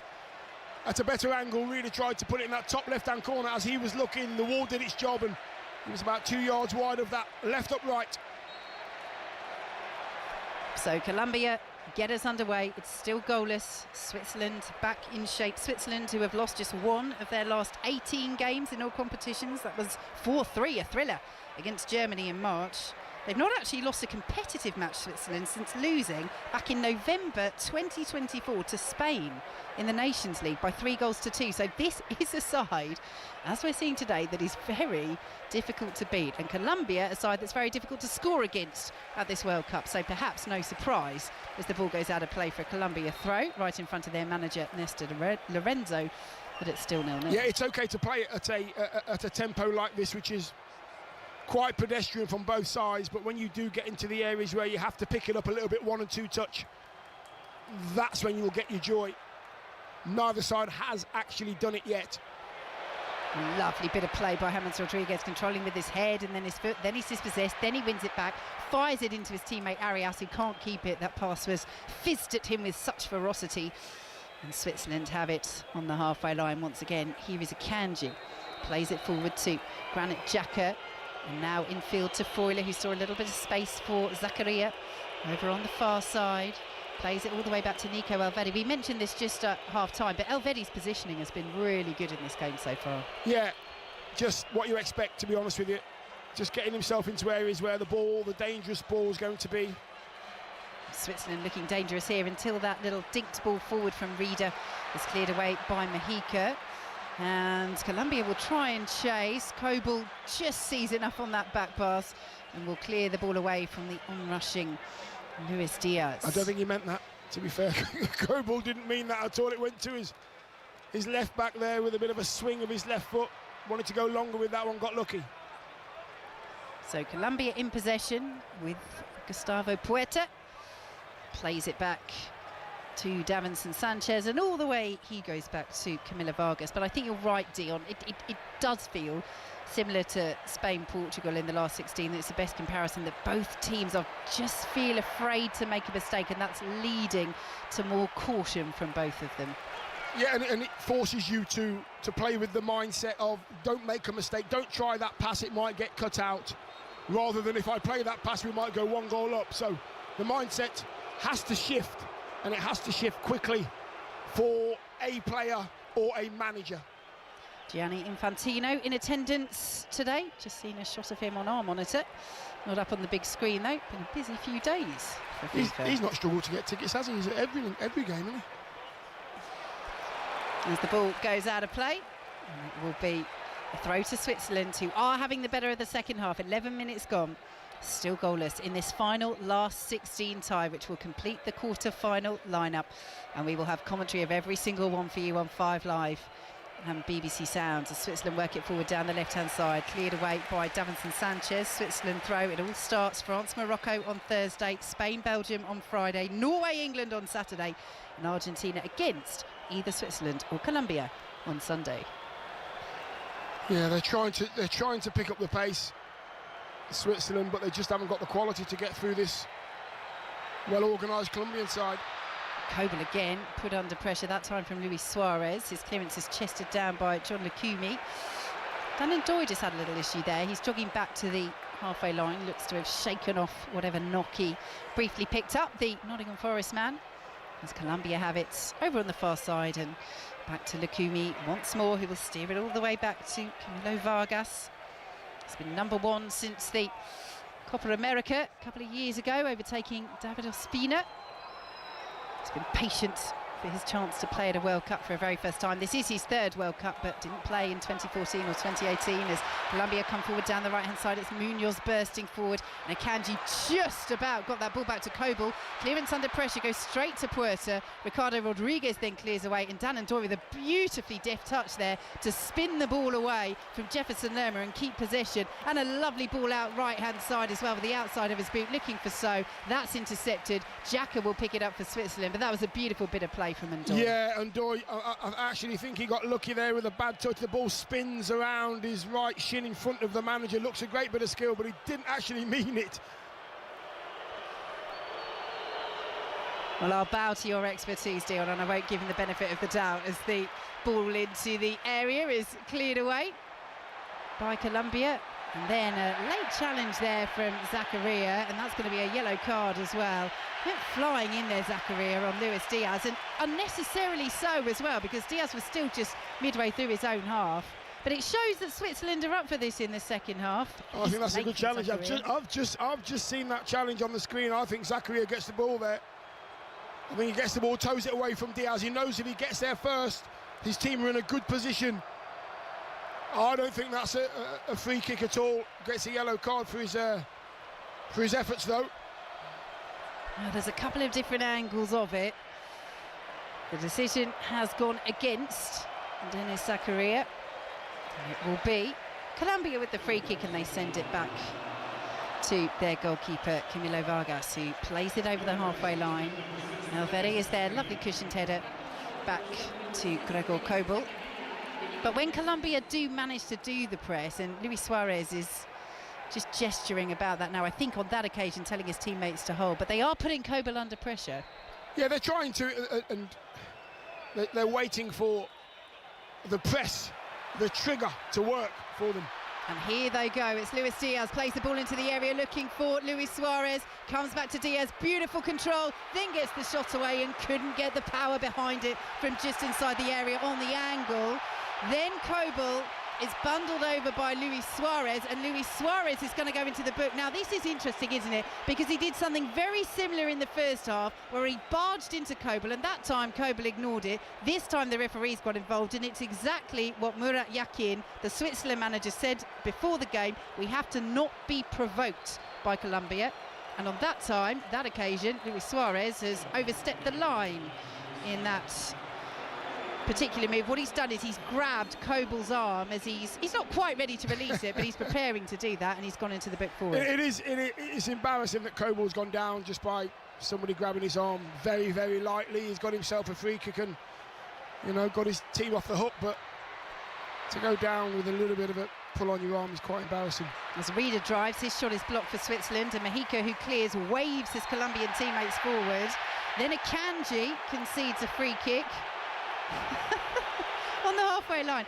I'm laughing because the referee gives the free kick and then runs away from the decision at a 45-degree angle, almost as if he doesn't want to engage with Manuel Akanji there. Yes, he's getting into a good position to see the rest of the play, but just never quite seen a referee run away from that decision, a decision like that so quickly. Anyway, Colombia coming down the left-hand side. It's still goalless, but it is just about picking up a little bit in this second half as Arias has it down the left-hand side. Barely mentioned him in this second period as the ball is swung in by Mojica. A rather nervy clearance from Elvedi. Will be kept in. No, won't be kept in over on that far side by Switzerland. So Colombia will have the throw. They've taken it deep. I'm not sure they took it exactly where it should have been from. And actually, that's been flagged as an offside as it was played on by Colombia. All a bit scrappy. Ultimately, Switzerland had the free kick on the far side. Yeah. And ultimately, Dion, it's still goalless. Yeah, ultimately, nothing's really happened, but I can feel the pace of the game picking up slightly. We're now on 61.5 minutes. Something has to happen. There's some real edginess about the game now and some physicality about the game. As Daniel Munoz dinks it forward, Akanji has to be careful because Munoz has continued that run. Akanji steers it to Kobel, the Switzerland goalkeeper, all in black with the bright orange gloves. And Colombia will pick it up again. And Switzerland will concede the free kick again. The referee was right there. Danendoy is furious. Puerta it is who's gone down, who is helped up to his feet by Xhaka. Colombia have taken the free kick quickly, but they've run into traffic with a swarm of red shirts of Switzerland. And Switzerland, in the end, make the interception. It's Davinson Sanchez, the centre-half, getting forward, but Switzerland have stolen possession, and they play it nicely. Short passes, one touch between them, just to alleviate some of the pressure as Colombia back off once more. And Switzerland play it out to the right-hand side. Now Colombia put the press on and they've stolen it. It's Luis Suarez, but he can't control it. But Xhaka's down and Luis Suarez will drive. And he blazes wide. And Xhaka's fuming. He goes towards the referee. He felt there was a foul in there, but Switzerland got themselves all in a muddle. And that's a chance for Suarez, and he's blazed it. Yeah, Xhaka was taking too long in the middle of his own half there. He thought he got fouled, but he didn't. The ball was poked away from him. Oh, my dear. What a chance that is, by the way. Suarez, edge of the box, 22 yards out. Nobody's blocking him. Nobody's got anywhere near him. And he slices it wide of the goal, right-hand side. Should have hit the target. It's a really poor effort from Luis Suarez. And it's a big chance that goes begging for Colombia as Akanji is tussling with Luis Diaz. And I'll tell you what, it is all getting a little bit feisty from both sides as Ricardo Rodriguez chests it down, then plays it long forward, looking for Mbola, who, as Dion said during commentary several times, has had absolutely nothing to work with. He's now taking out some of his frustration on the official because he feels he was fouled there. But you know, as a former centre-forward yourself, Dion, this is the most frustrating game for Brel Mbola because at least for Colombia's forward line, they're interchanging passes, they're moving it around. You know, Suarez will go one way, then Luis Diaz is there, James Rodriguez. They're all involved in the game, whereas Mbola is playing the, you know, lone man up top most of the time, and he's just not getting any service. No, because if the ball does come up to him, he's taking his teammates a good 2 or 3 seconds to get there, and he's not getting any help at all. And two centre-halves of Colombia really giving him a hard time, a physical hard time. Here they come down the left-hand side, Colombia. It's Mojica. Ball is blocked away by Elvedi. Filling in over on that right-hand side, Colombia are preparing to make a change. Juan Quintero and Leandro Campaz are both going to be coming on. And we are still awaiting this real spark here in Vancouver on 5 Live and BBC Sounds, although it is just starting to simmer up. Switzerland have a player down on the edge of the area. Luis Diaz was involved there. The referee has blown the whistle. It's Nico Elvedi who's got his hand over his lips as if to say that he's been caught in the face there. Now he's helped up to his feet by Denis Zakaria. Luis Diaz has come back to complain. And after all of that, Switzerland are going to get the free kick, and this double change is going to be made. So, not unexpected, but James Rodriguez is going to make way. He started every game at the tournament, but 34 years of age, becomes Colombia's record appearance maker today. Their captain has really struggled with illness this season. He was actually hospitalised in March with dehydration. So he is off and will be replaced by Juan Quintero. And the other change, we'll see John Arias, the former Wolves man, make way, and he will be replaced by Leandro Campaz. Both of them play in Argentina, Quintero for River Plate and Campaz for Rosario Central. And Switzerland will play it out to the right-hand side. We're still goalless, 65 minutes gone in this game. Dion Dublin. Yeah, and time is edging away from both of these sides to try and make a difference. What that difference is going to be, only they know, only the manager knows. And who is it going to be that's going to make the difference with that bit of special play? It has to happen soon. Out to the right-hand side goes Switzerland. It's kept in by Zakaria. And the ball goes out of play, but the whistle has already gone for a free kick to Switzerland. And they will have the set piece a third of the way inside their own half. As again, the Colombia fans start bouncing all around us. They've started a Mexican wave over on the far side, and just to the left of our commentary position, there are so many yellow-shirted supporters bouncing up and down, waving those yellow, red and blue flags and watching their side defend against Switzerland. Still goalless here. Switzerland wants a free kick, they're not going to get it, and Bolo still down and doesn't get the decision as Colombia have it on the left-hand side. Now they have it midway inside their own half. Switzerland are saying, well, can you please put the ball out of play? And in the end, the referee's made the decision himself. So when Bolo is down, he's patting the ground with his palm, and he was first holding his knee, then he's holding his leg. And the referee has gone over, and Granit Xhaka, his captain as well. But it has been a very frustrating game for Brelin Bolo. It has, but this kind of, I mean, I know there's contact from the centre half, but Mbolo's holding his ankle, then he's holding his knee, then he's looking through his fingers to see if the game's been put out, and now he's moaning at the referee. Unfortunately, you're a big centre forward, there's got to be contact. Stand strong, hold off the defender, and then you'll be fine. I've got to say, if I'm playing for Colombia, I'm not putting the ball out. I'm cracking on. Well, the reason you can hear Bon Jovi is it's the hydration break, but Brel Mbolo is not happy. He's just had to be eased away from John Lukumi, the Colombia centre-half. Then he went back to the referee. Yeah. I think frustration is bubbling, and he's going back to the referee now, and Xhaka is there as well, which is his right as the captain. And Mbolo now having a conversation with the assistant on the near side. The referee said no. He's moved both of his hands together and he said, look, you go now. It's the hydration break. Go to your team. I'm not having any more of this. So Colombia's players gathering in a circle. Switzerland's players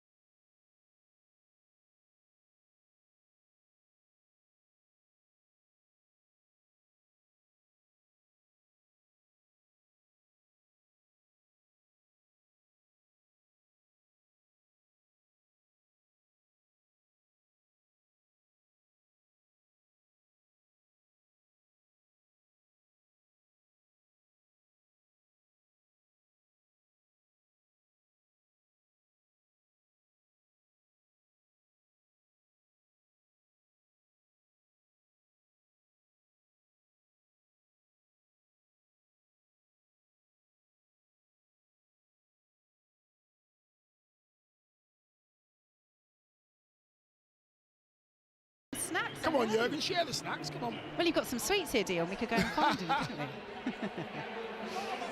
Not sure he'll have been overly impressed by the footballing fare on offer today, but as Tim says, there is still time for a grandstand finish. We're going to have drama either way, because it's either going to be a late winner, given that we're still 0-0, an extra time winner, or a penalty shootout winner, as Switzerland win a free kick over on this left-hand side, just about level with that penalty spot, right on the left-hand touchline.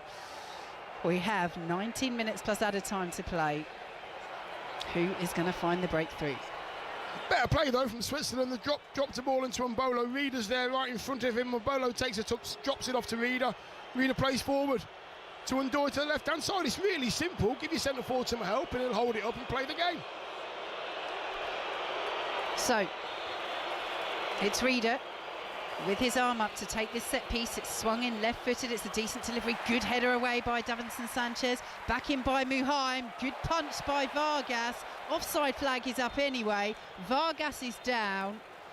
And Mbolo, it looks like, as well, who went clattering in.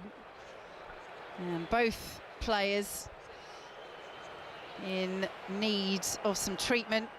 So both medical staff members are on. And it is a clean punch by Vargas, and just the collision afterwards, which is a heavy coming together between himself and Mbolo, but good goalkeeping from Vargas. Yeah, great goalkeeping. You're not to know if Mbolo was clearly offside when the ball went back in. And Mbolo, you've got to expect contact from the keeper there. Vargas just comes straight out, smashes the ball over his head, both hands, punches it away. And they both have a little bit of an embrace there, as if to say, are you okay? So, good, everybody's safe. So Vargas still receiving some treatment, and Mbolo is pointing up to the roof at the moment. Feels like he's got a lot of topics of conversation for Mbolo in this game, and most of them are complaining about something, it seems like. But a little hand clasp with the referee, a little hug with Camilo Vargas. And it will be the free kick for Colombia inside their own penalty area. Still time, Vicky. There's still time for the spot. There's still time. Come on. Show us something, you two. Come on. I know there's more in the locker from you. Well, there's got to be something, hasn't there? Because we've got to have a winner at the end of the day. They will face, whoever that is, Argentina in the quarterfinals after another stunning match at this World Cup. Argentina coming from 2 goals down to beat Egypt by 3 goals to 2. Messi continuing, Salah out, as Switzerland with a little bit of hesitation at the back there. Good defending by Akanji. And cleared away in the end by Kobel, as Munoz will send it infield. And it's picked up by the substitute, Quintero. 30 yards out, plays it through. Oh, that's a lovely layoff, picked up once more by Colombia, and it was the other substitute, Campaz, who eventually is flagged offside, who sent the low-driven shot on the angle straight into the arms of Gregor Kobel. That is so much better, though, from Colombia. A little one-touch, nice little flick round the corner to Campaz. He's just straight offside by a yard, but so much smoother from Colombia in that final third. Short layoff by Dan and Doy, but Reeder did manage to retain possession, and then he's fouled. So that will be a free kick to Switzerland, third of the way inside their own half on the left-hand side. Dion Dublin. Did Lerma get the ball there? I think he might have done, you know. Ball, man, everything. Again, the referee getting that one correct. You can't get the ball through the man. That's illegal. So Granit Xhaka stands over this for Switzerland. We've got 15 minutes plus added time to play. 0-0. And we are looming ever closer towards extra time as the ball goes out of play from Colombia. But this has been a better second half from Switzerland. The change of So-on at half-time has worked for them. As Dion says, the change for Colombia of Quintero and Campaz has yielded early results, coming on a few moments ago. And looking lively as it's picked up by Mexico over on the far side. He's got a bit of space to run into. That's closed off by So plays it in field to Quintero. Lovely ball controlled by Puerta. Now in field to Luis Diaz, just misses him. Diaz had come a little bit short and the ball went just ahead of him. And Switzerland will build with Akanji. Another brilliant pass through the lines. And Switzerland will try and break onto this with Dan and Doy. And just doing enough was Davinson Sanchez back there. As at the other end, Luis Suarez can't bring that ball under his spell, and Akanji will pick it up. Muheim has gone down, and then Akanji goes down, and the whistle goes for the foul on Akanji. And it will be a free kick to Switzerland. But another great piece of vision from Manuel Akanji for that ball a little earlier in the move. Yeah, he does that well. He really does. He plays, or he tries to play forward as much as possible. He tries to beat that first press with a lovely pass on the floor to his teammates, just to give them a chance to get into that final third. But yeah, that's the kind of positive play we need to see. So, free kick to Switzerland. And Akanji will prepare to take this free kick. It's in fields to his goalkeeper inside his penalty area, Gregor Kobel. Out to the right-hand side, and Muro Muheim picks it up once more, the centre-half, and sends it back to Kobel. 13 minutes plus added time to play, and still we await that bit of brilliance, or that mistake, or that error, or just that something that is going to see this game decided. Either way, it's not been a classic, but we have to be fair to World Cup 2026. It's given us a fair few. As the ball forwards is shocking from Switzerland and goes all the way out of play for a Colombia goal kick. 0-0. Yeah, it is. It's actually fluctuated this second half. Started quite well, a bit more energy, a few chances from Colombia, better football. And it's sort of gone back to what it was in the first half, which is a very, very slow pace of a game. The game's really stretched, actually. There's no real areas that they can play in tight. It's just a very big stretched out pitch. There's long runs, long balls. As Colombia try and retain possession in the centre circle, good fit in from Xhaka, and here's Dan and Doy infield to Xhaka once more, and he chops it to the right and will be picked up by Reeder. And now So down the right hand side, ball into the penalty area, stooping header from Davinson Sanchez, picked up by Freuler, right hand side of the box. It's So once more, chops it back to Freuler just inside the area, dinks the ball across looking for Ndoye, headed away by Daniel Munoz, and Colombia will get their first through. Campas the substitute down the right hand side, and Ndoye got the footing. Colombia don't get a free kick, they're screaming for one, and Ndoye has it, advancing towards the penalty area, plays it in field. It's Granit Xhaka, 30 yards out, central position. Now Zakaria getting forward, has So on the overlap. Zakaria plays it in instead, and it's ahead of Mbolo, who'd fallen anyway, and it goes behind for a Colombia goal kick. It's goalless, 11 minutes to go. Yeah, I mean, Zakaria crossing the ball in, Freuler crossing the ball in from the right-hand side, corner of the box of the 18-yard. And there's only two players in there in red shirts, Mbolo and Ndoye. And they're not really committing. Definitely the midfield players aren't committing themselves to getting in the box. You have to commit forward. There has to be a point where you say, right, I'm going to go forward. I'm going to give it a go. I'm going to gamble. But at the moment, they're not. Or anybody, no side is. Munoz will steer it back. Davinson Sanchez barged over by Mbolo. And Sanchez, as he gets up, then a little bit of pushing and shoving between them, and the referees had to come over and separate them. And it's going to be a free kick to Colombia. But again, the frustration just boiling over for Mbolo. And then in the end, handshake between the pair of them, Sanchez and Mbolo. And Sanchez will leave the free kick for his goalkeeper, Camilo Vargas. 10.5 minutes to go. It's goalless. Let's head back to Wimbledon. There is drama there. Russell Fuller. Because with exactly 5 hours on the match clock, Felix Auger-Aliassime has just held serve. 6 games all, final set. A 10-point tiebreak will decide whether the Canadian or 39-year-old Novak Djokovic plays Jannik Sinner in Friday afternoon's Wimbledon men's singles semi-final. Thank you very much, Russell. You can listen to the conclusion of that thrilling match over on 5 Sports Extra right now, as Colombia are preparing to make a double change, but Switzerland with a set piece are going to get things moving already. One of the players coming on is going to be Richard Rios, their midfielder, who many expected would play a big part for Colombia at this tournament, but he's seen his place in the side supplanted by Gustavo Puerta.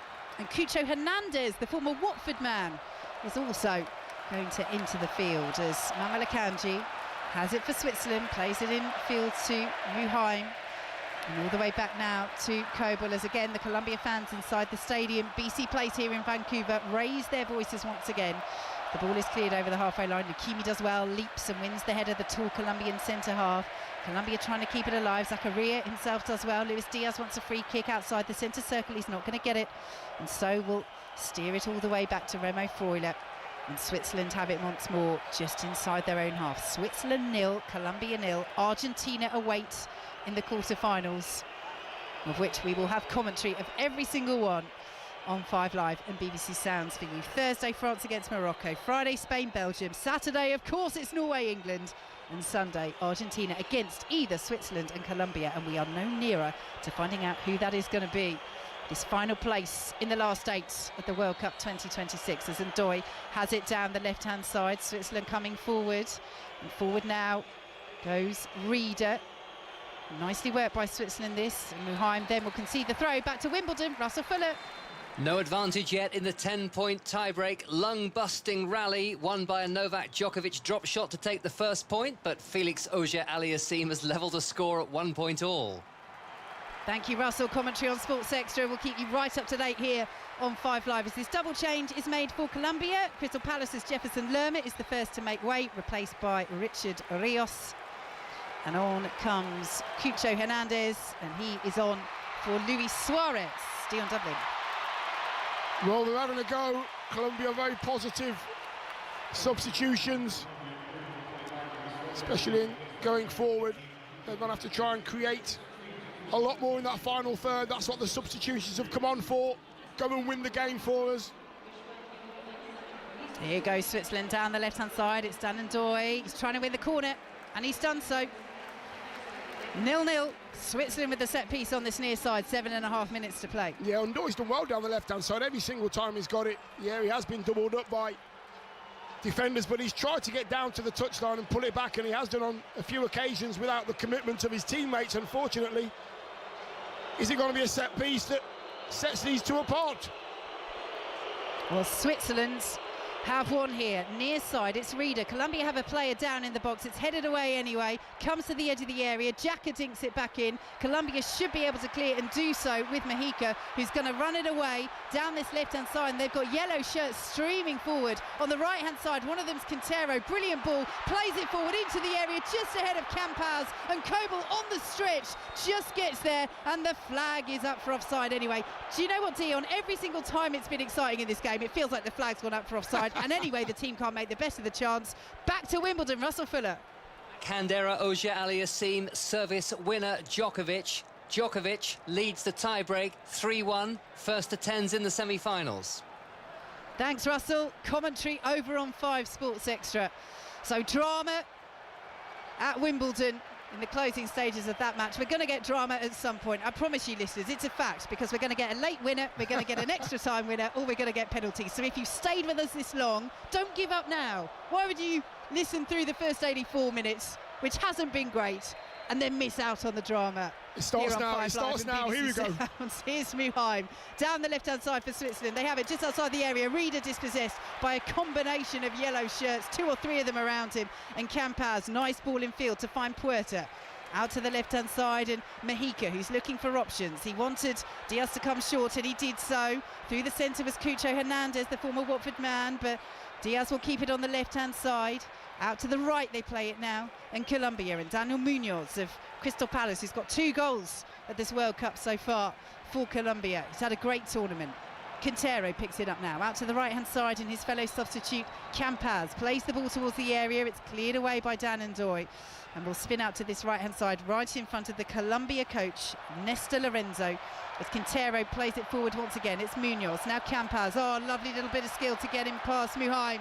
Campaz dinks the ball into the area. It's blocked away by Akanji, and calmly played away by Switzerland and Rieder. He's only got Mbolo up there, and Mbolo will chase this. There might have been a little push in there as well. Referee's saying no foul. I think Colombia are unfortunate there. Switzerland are going to make a double change, and they're going to bring on their forward, Cedric Itten, and their defender, Sylvain Widmer.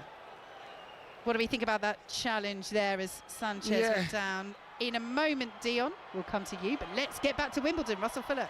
Still slight advantage Novak Djokovic. First of all, an error from him on the backhand, and now a volley error from Felix Auger-Aliassime. So Djokovic leads the 10-point tiebreak 4-2 after 5 hours and 6 minutes on centre court. So here come those changes for Switzerland. Commentary for Wimbledon continues over on 5 Sports Extra. So Widmer is going to come on for Dennis Zakaria. It's going to be a straight swap. And Cedric Itten, the top scorer for Fortuna Düsseldorf this season in the German second tier. They were actually relegated to the third tier. Got 16 goals for them, former Rangers man. He is on as well. And he has replaced Brel and Bolo. And to say it's not been Mbolo's day-to-day deal would be a real understatement. Yeah, been pretty isolated up there on his own. He's really worked hard. He's had it hard, by the way. The two centre-halves have given him a hard time physically and mentally. Sometimes you just cannot get into the game. What I will say is, though, Campas and Cantero that have come on have made a difference for Colombia. They're getting the ball. Again, Tim, who knows this side and these players incredibly well, he called it. They've got beautiful left foots, the two of them, and they're making things happen. They're playing the correct passes at the right time, trying to find those runs in yellow shirts. 3 minutes to play, still goalless here between Switzerland and Colombia in Vancouver as Cucho Hernandez, the former Watford man, wins a free kick on the halfway line for Colombia. He's the joint top scorer for Real Betis this season, 15 goals. And on to try and make that difference for Colombia. It's had a very Spain-Portugal feel about this one in terms of what this last 16 game has shaped up to be in terms of performance, but of course we got late drama. We got Mikel Merino's late winner for Spain. Are we going to get late drama in added time here, or is it going to be extra time or perhaps penalties that sees the final side through to the quarterfinals, where they will face Argentina, the winners of this one, as Richard Rios takes that ball away from Granit Xhaka and gets Colombia's free kick underway quickly. Here's Quintero, plays it forwards, nice layup by Munoz. Quintero will pick it up once more as Colombia come forward, and it's Quintero again who really is pulling the strings in midfield since coming on. They have it over on the far side, ball into the area. Colombia have a player down, but it was Campas. The referee says absolutely, I'm not interested in that, and it's going to be a Switzerland goal kick. Dion Dublin. Yeah, Campas moaning there, but he's been dragged back by Ndoye, I think it was. Campas running down the right hand side, the cross comes from the left, and I think it's Ndoye that just maybe grabs him back. Not a lot of contact there, not enough contact to make you fall on the back on your backside and moan at the referee, I can tell you that. Terrible. 90 seconds plus added time to play. Switzerland 0, Colombia 0, live from Vancouver here on 5 Live and BBC Sounds. Argentina scored a late winner in their comeback 3-2 victory over Egypt. They were 2-0 down in that game. We haven't had the same drama in match, but we still have the chance of a late winner in normal time as Switzerland have the free kick just inside the Colombia half. It's that little slice of red-shirted Switzerland fans away to our left. Watch this on, back to Russell at the tennis. Novak Djokovic in charge of the tie-break, 6-3 up. He just won a 19-shot rally, wanted more noise from centre court. Cliff Richard obliged, he was on his feet, waving his arms. The 39-year-old is 4 points away from an 8th consecutive Wimbledon semi-final. For a moment there, I thought you meant Cliff Richard was 39. Russell, but yes, Djokovic at his age, what a player, what another moment this could be for a man who has given so much delight to the world of tennis. Closing stages over on Sports Extra. Switzerland have the ball inside the area. Players tumbling everywhere, both of Colombia and of Switzerland. Referee again uninterested. Colombia clear. Switzerland have it on the right-hand side. Ball out to the right from Widmer, picked up by So, and now Freuler, well closed down. The foot in from Cucho Hernandez for Colombia, but Switzerland still have it just inside their own half. It's goalless. We are now into added time. 5 minutes of added time to play, or it's extra time in this final last 16 tie at the World Cup 2026 as Freuler leaves it. It's cleared away by Rios, picked up by Gustavo Puerta, the man who's replaced him in the starting lineup, but now they're combining for Colombia. But it's played straight into Nico Alvedi by Puerta, and Switzerland have it once more. It's Granit Xhaka just inside the Colombia half. Central position, 0-0 here on 5 Live and BBC Sounds. Somebody's going to be a late hero. It's So, plays it forward, ball into the area, and it's dragged right across goal. What an opportunity that was for Dan Ndoye. It was right on the angle, but he couldn't pick out Itten in the centre, and the ball goes out of play. It's going to be a throw to Colombia, and Switzerland are going to make another change. And here comes Ruben Vargas. Again, he was one of the players, like so, who had to come out of training early yesterday. So his fitness in question, but they are going to use him from the bench because they could be heading to extra time very shortly. But they're not waiting for that to bring on Vargas.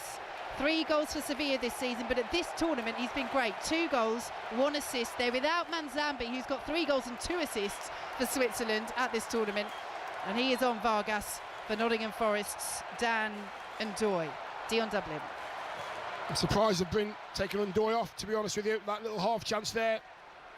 I think Ndoye would have been one of those, would have given them the option to score more goals, however, or a goal. Vargas and him in that front line would have been so much better. Colombia in possession, 0-0 here, back to Wimbledon. Russell Fuller. Felix Auger-Aliassime's backhand is letting him down at critical moments. A couple of errors since you were last here, and Djokovic extends his lead in the tiebreak. 8-4 up, Vicky. So 2 points from the finishing line and another Wimbledon semi-final. Thank you, Russell. Closing stages on Sports Extra. What an effort it's been from the Canadian at Wimbledon. But is Djokovic going to get it over the line once again? Here's Elvedi for Switzerland. Who will get it over the line here between Switzerland and Colombia? It's 0-0. We've got 3 minutes of added time to play, or it's extra time in the last 16 here on 5 Live and BBC Sounds, as Switzerland pick it up once again just inside their own half. It's Elvedi. Is either side going to be brave, or is either side going to feel the weight of making a crucial mistake at this moment? It's Switzerland at the moment who look more on the front foot.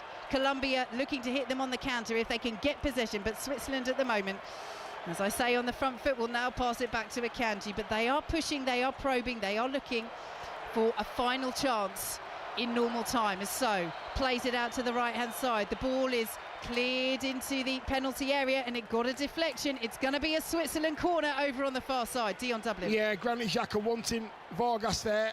I mean, he rolled it into Granit Xhaka, and Xhaka's literally in the centre of the pitch. He wants Vargas to spin him behind. Vargas comes to feet. Xhaka's getting a little bit frustrated here because he wants to play forward a little bit more positive, but all his teammates are coming towards him away from the goal. 90 seconds of added time to go. Are we about to see more late drama at the 2026 World Cup? It's Rieder who stands over this corner for Switzerland, who sent the height up from the back. Everybody back there for Colombia. Quintero, the only player for them outside the penalty area, trying to block off the run of Muheim.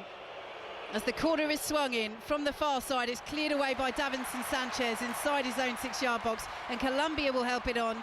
Diaz is looking to counter over the halfway line and cleared away by Remo Freuler out to the right-hand side. And let's head back to Wimbledon for match points. Russell Fuller.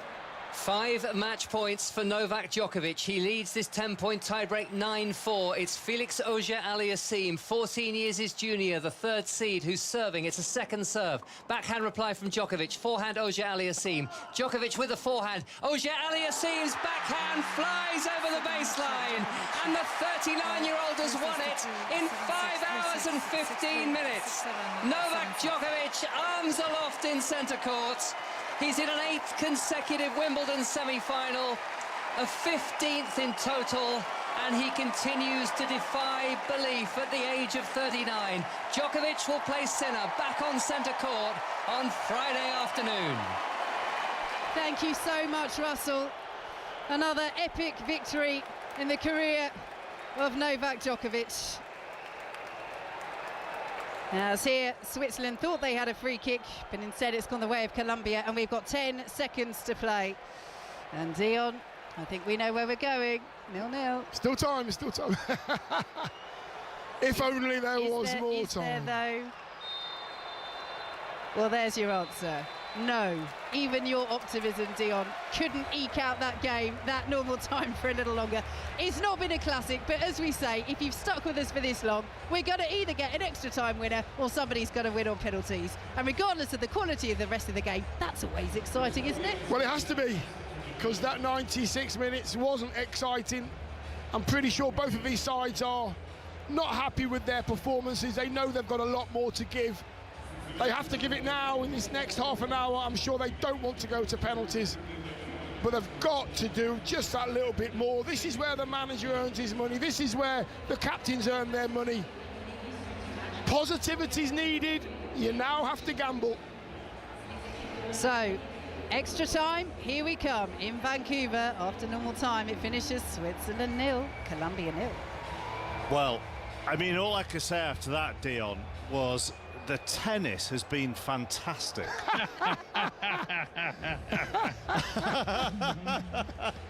Thanks, Bob. I couldn't get it on. I tried to get it on my screens here, but I couldn't get it on. Honestly, Dion, the longest men's quarter-final there has ever been at Wimbledon, and Novak Djokovic, at however old he is now, has danced on centre court at winning that. It was absolutely phenomenal, and they're covering it on Sports Extra at the moment.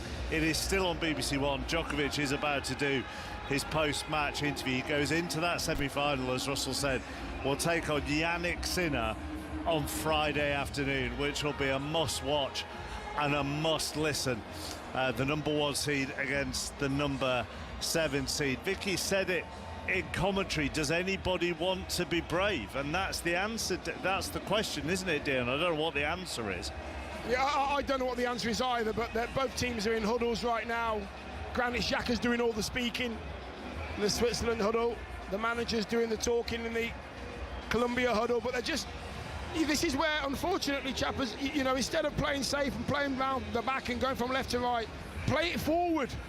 Get the people in behind, cross the ball, get players in the box. Last thing you want is penalties at this stage. Tim Vickery, what did Colombia do here? Where is their weight of history and what they...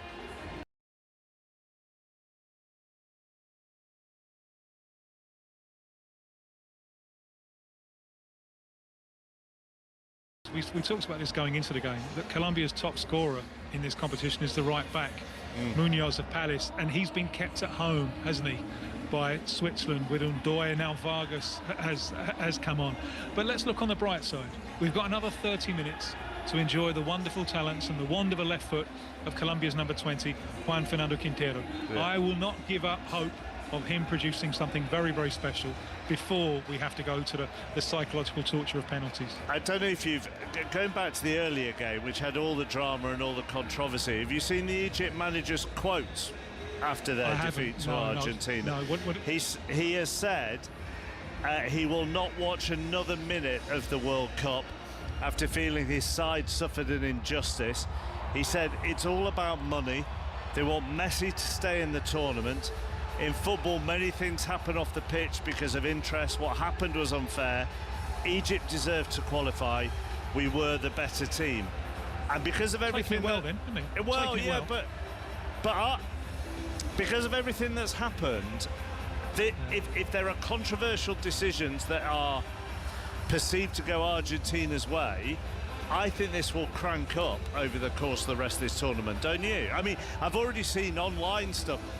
I think the refereeing team reportedly for the France game are going to be Argentinian. Now, actually, the refereeing team for Argentina's game today were French. It's French, but yeah. people are going to start to look even more so for conspiracy theories elsewhere, aren't they? They are, and it's difficult to know what referees can do, isn't it? Because however clean the refereeing, however good the organisation, there will always be controversy. So many decisions are hairline, they're subjective. There will be controversy as long as there is football. And there is a sense, Dion, that FIFA have brought this on themselves. Yeah, and I think Tim's spot on. I think if anything doesn't go in the way of a certain team, and there's maybe a chance that it could have gone the other way, but it hasn't, and they'll see the negative in it, and they'll want to do something about it, and they'll want some kind of inquest as well. So, who's brought it on themselves? This competition has. Half an hour from penalties, Vicky. Thank you, Chappers. Yeah, just appeal at Egypt. You never know. They could suspend a suspension, suspend a result. Give it a try. So, Colombia in possession. What a tournament it's been for many, many reasons. But we can see, and we have seen, some great games, some great football, some huge controversies off the pitch, very much so. But this, the final half an hour, perhaps plus penalties, of this last 16. It's Switzerland, Colombia. It's goalless. Who is going to be the hero? It's Colombia in possession. On the left-hand side with Luis Diaz, the former Liverpool man. Colombia in their yellow shirts, their white shorts and their white socks. Switzerland all in red. Colombia playing from right to left, and the ball chipped forward to Rios, who picks it up, exchanges passes with Munoz, and Rios will play it back once more to Quintero, who really has impressed for Colombia since coming off the bench. That's a lovely ball out to the left-hand side. Luis Diaz goes down, wins the free kick, and Vidma is absolutely fuming. Wags both fingers at the referee. Diaz still down, looks to be in some discomfort, and Colombia will have the set piece just about level with that corner of the penalty area on the left-hand side. 0-0. I mean, Quintero there just getting the ball everywhere that there are yellow shirts on the ball. Quintero's there running after the ball as if to say, give it to me, I'll make it happen. I can see what Tim's talking about with that wonderful left foot. His vision's amazing. He tries passes that no other player in a yellow shirt is trying. He seems to be playing them as well, and he's been allowed to do it. He's on the ball here. The cross is level with the 18-yard box, left-hand side. About 25 yards out. Is he going to be whipped in with that left foot of Quintero's? It certainly looks that way. Luis Diaz up to his feet. He won the set piece. Is inside the penalty area as Quintero does send it in left-footed. It was a good delivery. It's cleared away. Colombia trying to meet it, and Davinson Sanchez volleys over. But earlier, Colombia had a player down. They're appealing for a penalty, and Switzerland have seen the ball go out of play for a goal kick. Well, let's see. You and I saw this in Belgium-Senegal, didn't we? Yeah. Where Yuri Tillemans went down, then the shot was driven. It was Luca Bacchio, wasn't it? And blazed it over, but then they did call it back for a penalty to Belgium. Deep in extra time, which Tillemans scored. So it's Muhaim on Campas, I think it is. Yeah. What do we think about this? Are they going to look at this? Because I thought Campas might have had control of this. There's no offside. The ball from Quintero's just whipped in. What a ball that is. And it just falls to the far post to Campas. He actually takes the ball by Muhaim. And I thought he may have got caught with Muhaim's right thigh onto his right thigh. Nothing at all. Play on. Yeah, play on. They will have looked at it VAR, but we didn't see what they call the hard check come up on our screen. And we are now back underway, and Switzerland have immediately won a free kick. And it's Muhaim who was just involved there over on the far side, midway through their own half. There's been a lot of players down, but not. I don't know how many times the physios have been on, to be honest with you. Don't think there's anything wrong with that challenge. We're watching that one back. It's just a bit of a follow-through. But I just think, you know, we must have had, I don't know, 15, 20 players down on the pitch, and I think the physios have been on once. That just goes to show that the referees are getting most of those decisions right in regards to little bits of contact. Players going down, referees not stopping it, players getting up. Perfect way to referee a game. Kobel in possession, the Switzerland goalkeeper. He is in goal for them as they take a little bit of a chance inside their own area. He's been brilliant, hasn't he? Elvedi's been brilliant. He has been very good, Elvedi, as Davinson Sanchez commits a foul. Itten is down, and Davinson Sanchez is going to go into the book here. And the Colombia substitutes are absolutely furious. Their manager, Nestor Lorenzo, the Argentinian, is actually on the pitch. And a member of Colombia's backroom staff is going to get booked as well for his protests. So Davinson Sanchez into the book, the former Tottenham man. And Colombia were absolutely furious with that. They're still having to be calmed down by the fourth official here. But the upshot is Switzerland free kick. They've got Kobel in goal. The back four now of Vidma, Elvedi, Akanji and Muhaim. Ahead of them, So, Jacker and Freuler, with Vargas now and Reeder supporting Itten, the striker, up top. As that yellow card is confirmed inside the stadium, as Akanji plays it out to the left-hand side, and Muhaim will clear it all the way back to his goalkeeper, Kobel. As Colombia just put on the squeeze a little bit. They've got Vargas in goal, the back four of Munoz, Sanchez, Lucumi and Mejica. Ahead of them, Puerta, Rios and Quintero now with Campas and Hernandez and Diaz up top. As Switzerland again have a player down. No free kick given. It's headed forward by Muhaim. It's going to go all the way through to Camilo Vargas. He played about 5 minutes of extra time, and can't think of a move that's been put together yet, Dion. I don't think anything's been put together. It's a very disjointed game. It's not a classic. However, both teams still have a huge opportunity to reach the latter stages of this World Cup. Let's not forget the goal right here. The goal is to win the game. If you win it ugly, if you win it by not playing very well, then who cares at the end of the day? Might not be very pretty to watch while it's on, but if you can still get through playing in this way, then take it.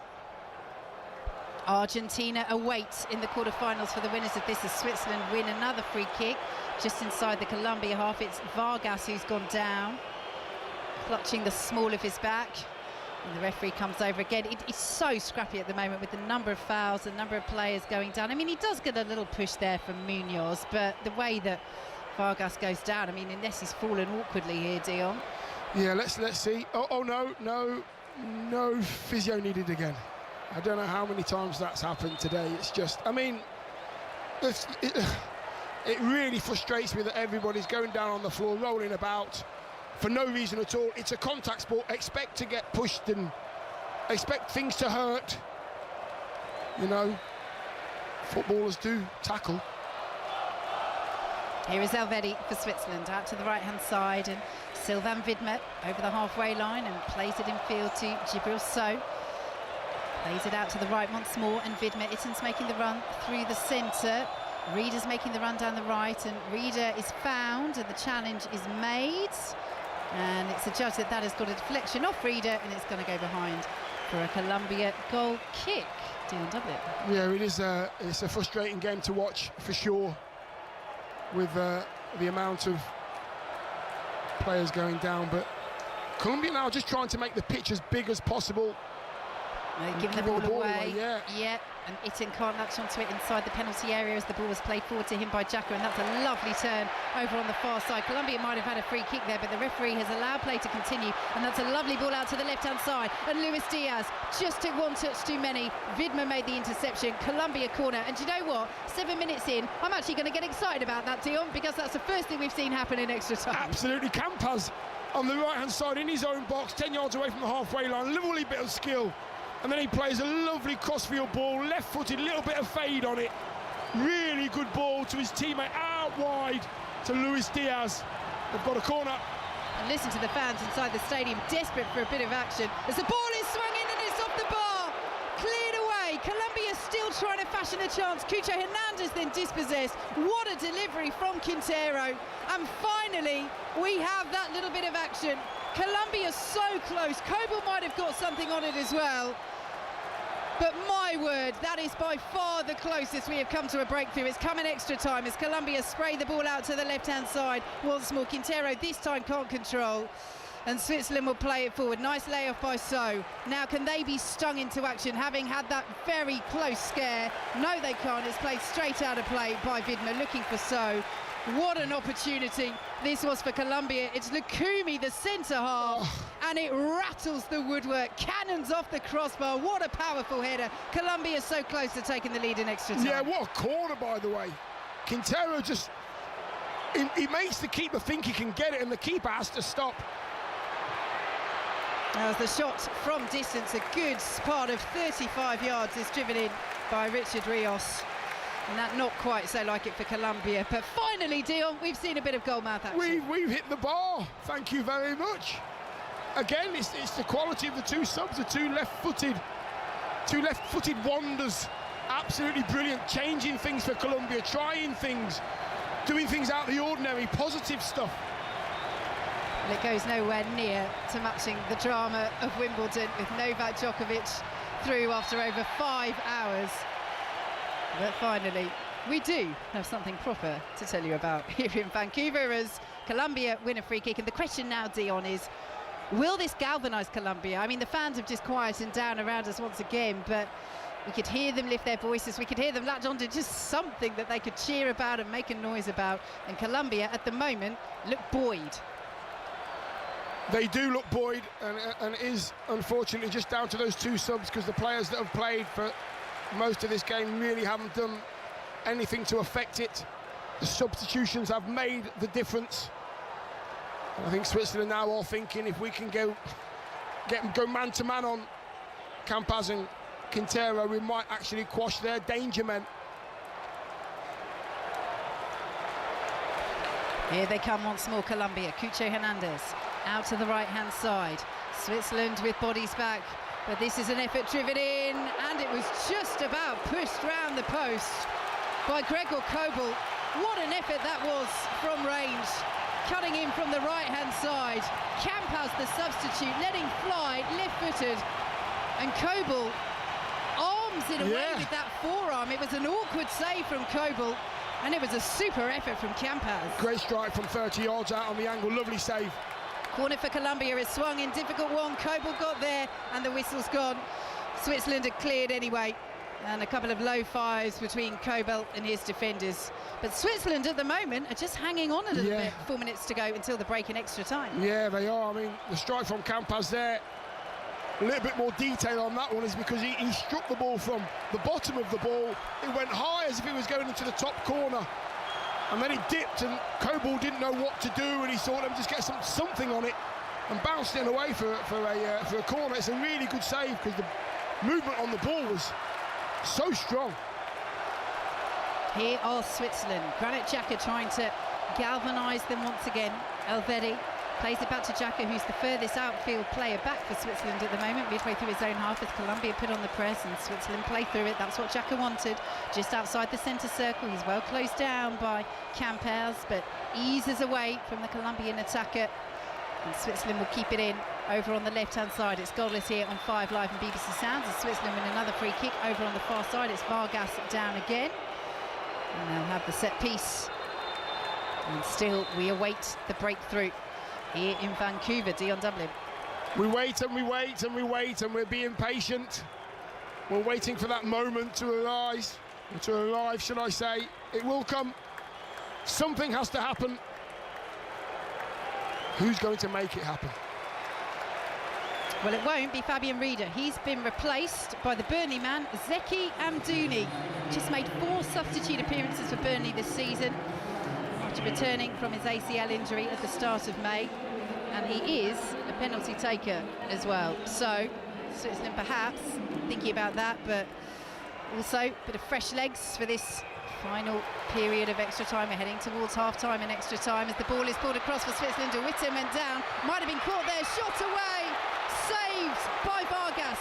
So keeps it alive. It was Amdouni in there. What an impact that would have been. He's still in there as Colombia try and head away from their own 6-yard box, and they do so. Eventually, that offside flag's got up again for something in there. So Colombia will have a free kick inside their own penalty area. But I mean, we've seen some instant impacts from Romelu Lukaku, you and I, Dion, inside the stadiums. But Zeki Amdouni drawing the save from Vargas with what were his first and second touches of the ball in this game. Yeah, Amdouni there on the penalty spot. Just turns, can't believe he's looked that he can turn and shoot. I mean, he's interesting one. I actually don't think there is an offside there, to be honest with you. Looked like he was onside anyway. He's been given, and Amdouni was denied. Yeah, strange one from the replay we saw there. Not too sure why that was given, but Switzerland now, Boyd, coming forward again. In fields, Tusso, he will steer it all the way back to Nico Elvedi.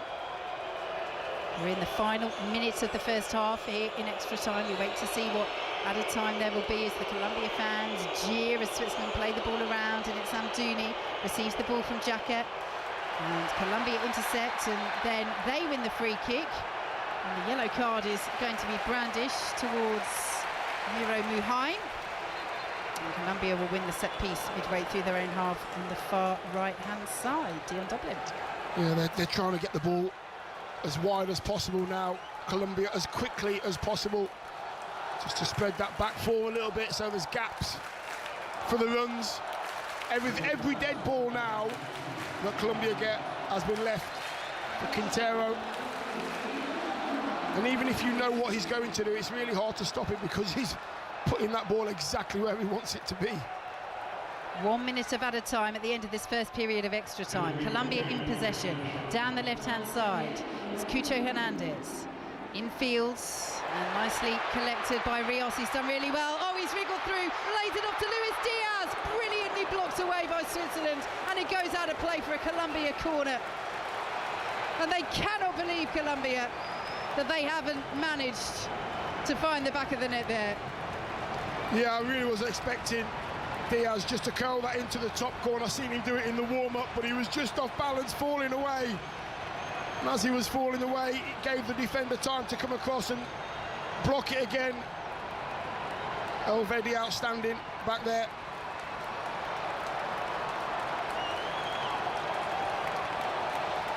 So, corner for Colombia. This will be the last action of this first half of extra time.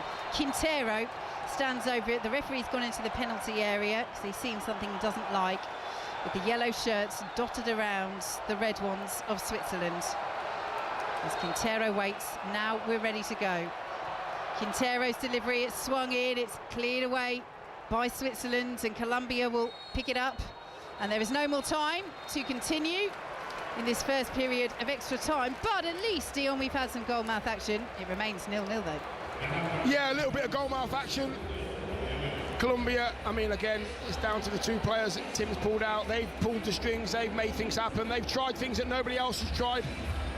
Whether you're in a red shirt or a yellow shirt, a little bit of excitement, but still not enough.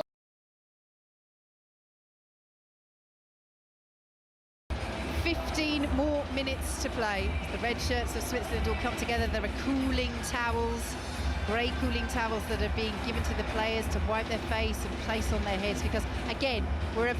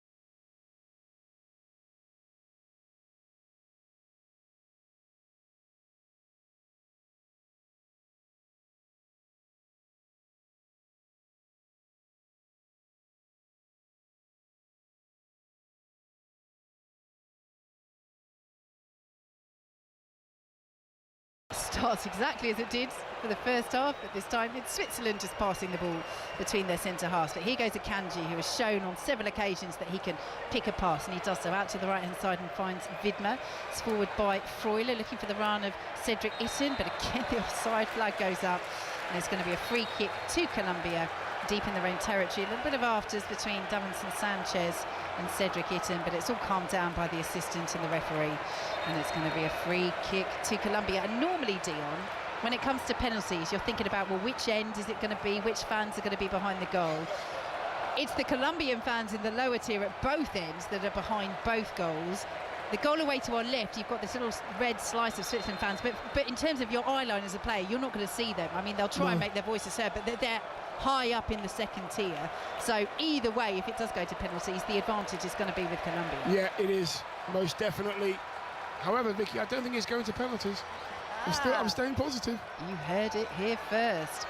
Well, let's see what Colombia can do with this. Switzerland have a player down inside the penalty area, and the whistle's gone, and it will be a free kick to Switzerland inside their own box. Now, I think that's one thing I'd say. I think generally the game, the referee has blown for a lot of fouls, and particularly inside the penalty area, it feels like if there's any sort of infringement, that will always go the way of the defender. He seems to be making a decision in the important parts of the pitch with contact if there's either box, and then he runs away from the from where the free kick's been given, and he'll run away so nobody can confront him, and it kind of diffuses the situation. So long forward from Switzerland's goalkeeper, Kobel.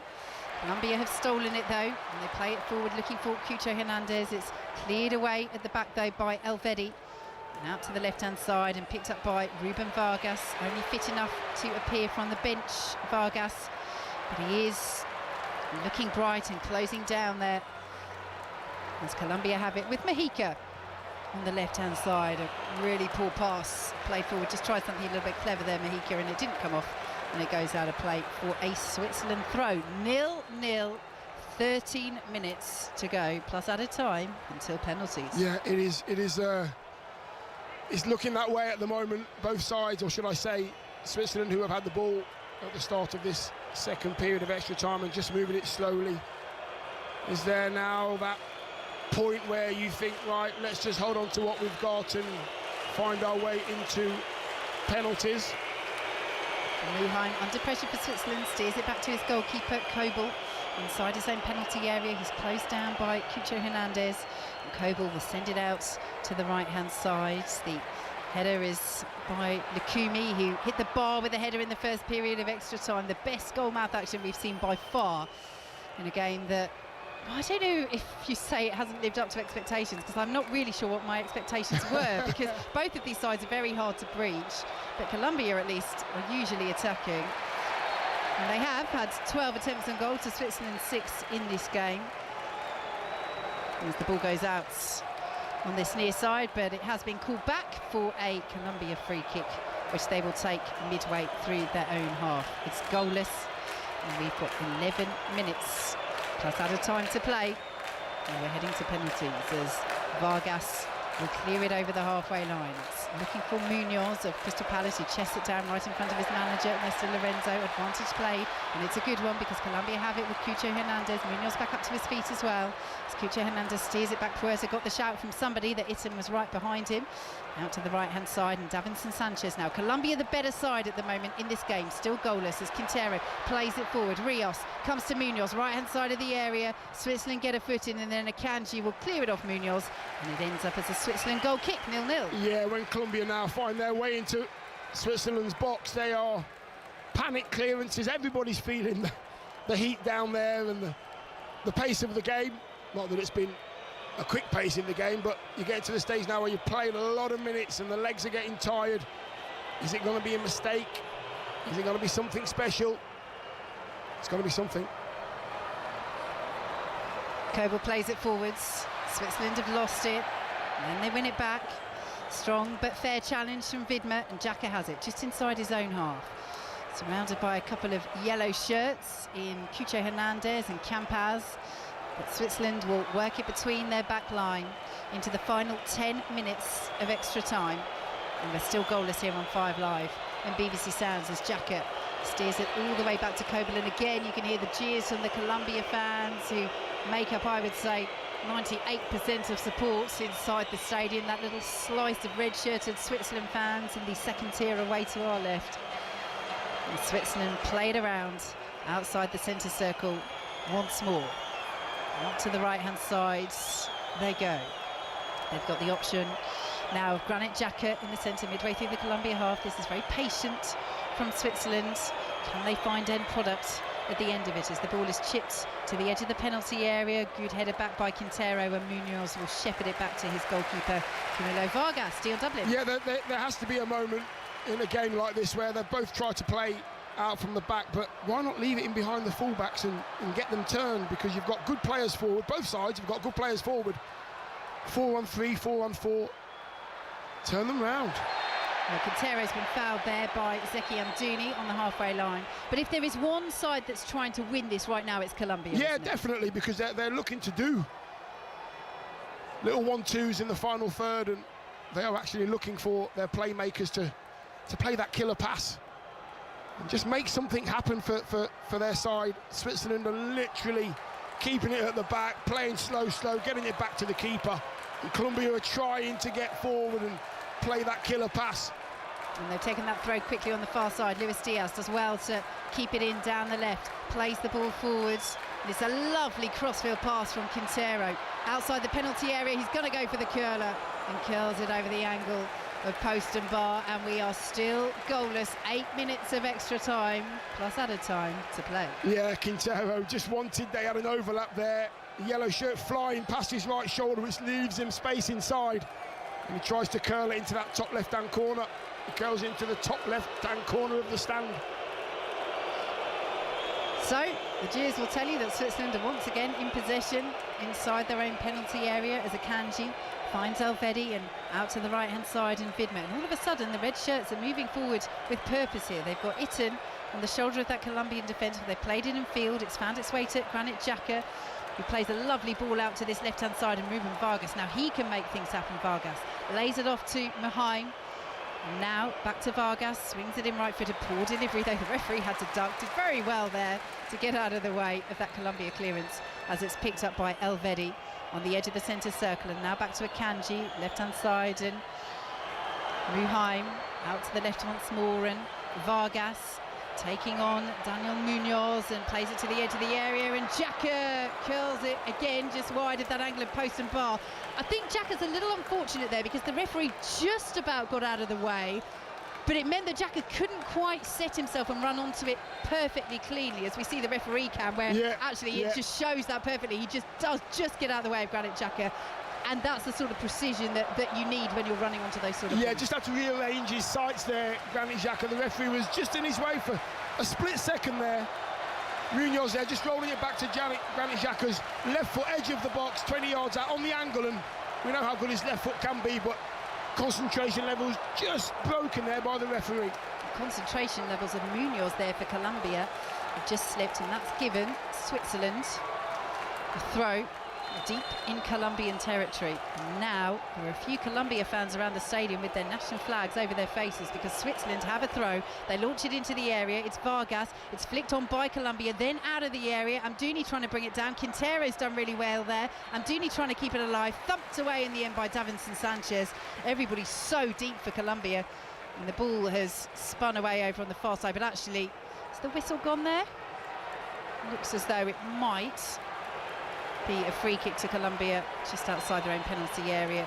Yes, it is. And the referee has called the play back and now jogs up towards the halfway line. And we've got 5.5 minutes of extra time plus added time to play. Otherwise, Switzerland 0, Colombia 0 is heading to penalties to decide who will face Argentina in the quarterfinals, who will complete the last 8 lineup of the World Cup, as Colombia have the ball inside the areas. Campas, what a chance over the bar! Oh, it was a glorious opportunity for Campas, and he couldn't take it. He's fired it over. What a let-off for Switzerland. Oh, surely Colombia thought that was them in the quarterfinal against Argentina. And it should have been, Vicky, it really should. I mean, the golden rule as a defender is it's a kick from the keeper. You don't let the ball bounce, you head it back where it comes from. Switzerland let it bounce. Muhaim's then, he's wrong-footed, tries to chip it over the head of Campas, and Campas takes a touch.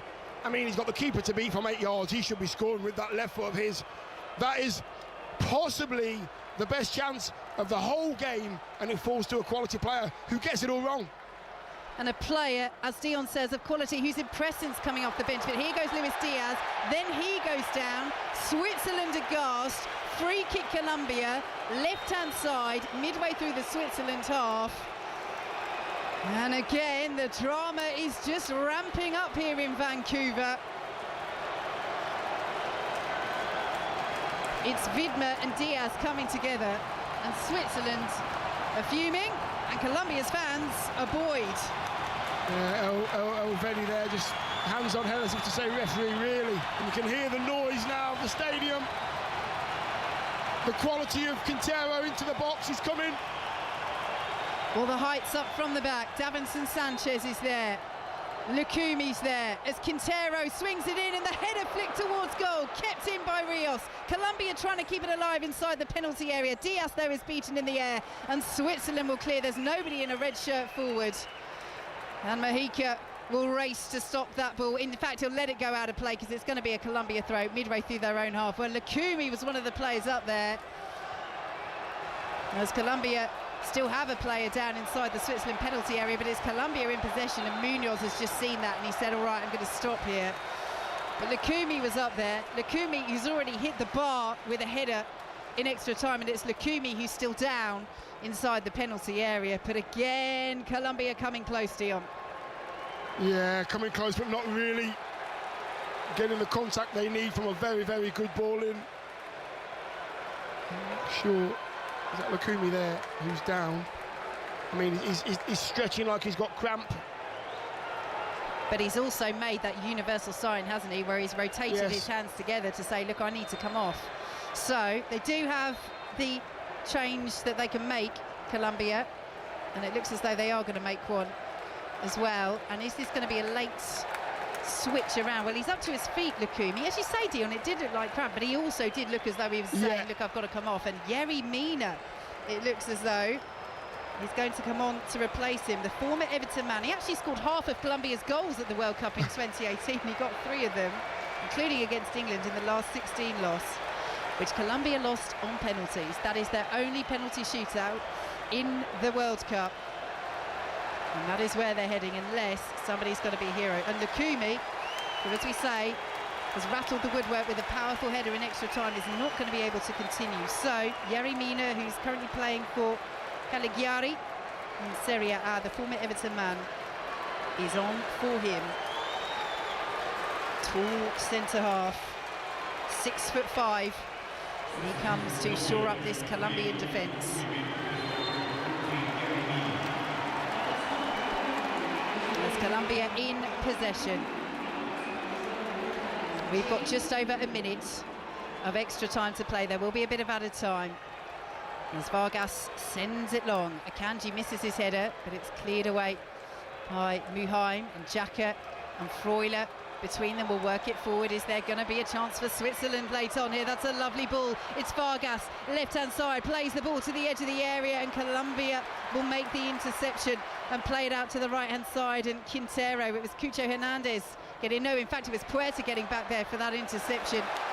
As Quintero picks it up on the right-hand side, but he can't control, and the ball rolls past his manager, Néstor Lorenzo, and goes out of play for a throw to Switzerland, which Miro Muheim will take. Launched forward, looking for Cedric Itten, who's tussling with Yerry Mina. And Mina gets the better of him and then goes down, draws the foul. 30 seconds of extra time to play, plus added time. And Dion, we are inching nearer to penalty. Yes, we are. It's looking that way, to be honest with you. They are now getting into a position where they're just keeping hold of what they've got. You've got to go long with this. Just go long, see what happens. You might get a flick on, you might get a chance. Playing out from the back is not the way forward now. Well, can I just say, on our commentary information system in the stadium, they're already flashing up all the stats about penalty shootouts as we enter 1 minute at a time. So they don't have your optimism, Dion. No, they don't. Not many people do, to be honest with you. But I'm happy to stick with it. So, ball goes out of play. It's a Switzerland throw, and we're into 1 minute of added time. And the referee is saying, right, Muheim, you've got to take that from exactly where the ball went out. I think we're heading to penalties. This would be, I mean, we saw it with Tielemans, didn't we? Deep in extra time for Belgium, but this would be the latest of late winners for either Switzerland or Colombia, as Switzerland launch it forward. It's Kobel, it's flicked on by Itten, but nobody's really up there. Amdouni won't reach it. Yerry Mina will send it back to Vargas and plays the ball forward. It's chested down by Akanji, and in field now to Muheim. Over the halfway line he goes. Is there to be one final chance for Switzerland? Yerry Mina blocks off that route for Zeki Amdouni and plays it forward to Daniel Munoz, and then Munoz just got a little push in the back, but the referee isn't interested in that. He's interested in full time, and we are heading to penalties. Dion Dublin. Here we go, eh? Here we go. This is our first one, isn't it, Vicky? It's our first penalty shootout. It is, and I have to say as well, Chappers, that this is Dion's last game with us here at the tournament. So basically, we're just giving him a good send-off and getting our money's worth, aren't we? I was just thinking that during the second half of extra time. I was thinking, what a way to go out, Dion. What a way to go out this. I was just thinking that during the second half of. What a way to go out of this World Cup. And that was also because at the same time as that, I got given the stat that at the end of 90 minutes, the combined XG for these two teams was the combined 0.7, which is the lowest in normal time of any match at this World Cup. Oh, my word. And listen, I'm not a massive fan of XG, but that's absolutely spot on. Having watched the game and all the extra time. But listen, they played in a way, I genuinely think Colombia possibly nicked it in regards to quality in the way that they've tried to win it in the last 15, 20 minutes. And Switzerland have been quite negative as well, I've got to say. No side really deserved to win it in the 90 minutes and the extra time. So, you know, so be it. Let's see what happens now. 3 of the last 4 penalty shootouts that Colombia have been involved in have gone the way of the opposition, which may explain, Dion, why it felt like they went for it a little bit more in extra time. Yeah, they don't fancy themselves at penalty takers, basically, but they've got 2 unbelievable left-footers on that came off the bench in Quintero and Campas, and they look very, very comfortable with the dead ball. So I can't see them being a problem for Colombia. And Switzerland are very regimented. They're in a little huddle now, Switzerland. The manager's in the middle of the huddle. He's waving his fingers and he's telling them exactly what he expects of them. Nobody's talking but the manager in the Switzerland huddle. One of those defeats for Colombia in those 4 penalty shootouts was against Argentina in the Copa America. And remember, Argentina lie in wait for the winners of this tie, having beaten Egypt 3-2 earlier, coming from 2-0 down to win that. There was one shot of the crowd with all the Colombian fans, and right in the thick of it was one man in an Argentina shirt. And actually, on the subject of the fans, Vicky, so I mean, this is a mainly Colombian stadium. They have the majority of the support. When you look to the end, is it to your right where there is a tunnel directly behind the goal, actually? Yes, both ends actually. So both ends, you do have the tunnel. It's the players walk off to the right, and there's a tunnel there to the right, and then actually to the left as well. There is also a tunnel, but there's the one on the right is the one they're using, and there is this little slice of red-shirted Switzerland fans that we've been talking about during the game, that they are waving their flags. But as we said, they are in the second tier, so they are behind one of the goals away to our left. But the fans in the lower tier, there are so many red shirts, and I can see actually, I mean, from here, to be honest, my glasses aren't that good. There could be some Canada fans in here that have turned up with their Canada shirts. We are in Vancouver, but it looks as though there are a few Switzerland fans, or certainly red-shirted fans, dotted around the goal away to our left. To the right, you get a little bit of that as well, but it's a mass of yellow shirts behind the lower tier of both goals. And even for those Switzerland fans, the players aren't going to look up at that angle, you know, unless they blaze it over the bar and see where it's gone. but yeah, but big roars from the Colombian fans inside the stadium, but what a huge moment this is for both teams. And we are, as we promised, finally going to get some drama. We are, and Coble actually has had a good game. I mean, of the shots that there have been, he's the one that saved them. So let's see what he does during this penalty shootout. We sound from the noise of the crowd that we're not far off ready to go. Vicky.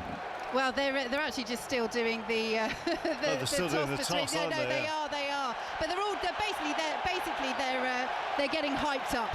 But now we look as though we are almost ready to go. Although the 2 captains are still on the halfway line, and now Davinson Sanchez he's taken won the armband with James. Yes. So James Rodriguez has gone off. So Davinson Sanchez has taken the armband. Handshakes now between Xhaka and Davinson Sanchez, the former Tottenham man, with the Sunderland captain Granit Xhaka. So the players line up. The penalties will be taken away to our left, and that is the end where, if you can barely hear them, the Switzerland fans are high up in the second tier, but the noise is all coming from Colombia. So, it's not been a classic, we can all admit that, but we are going to have late drama in this last 16 tie, this final last 16 tie of the World Cup 2026. So,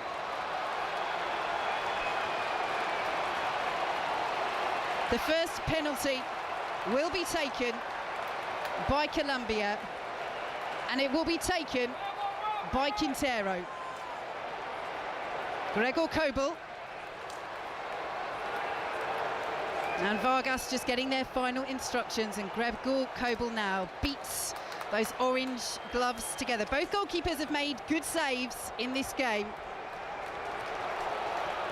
As Quintero, off the bench, who has impressed, is going to start his run-up from outside the penalty area for Colombia.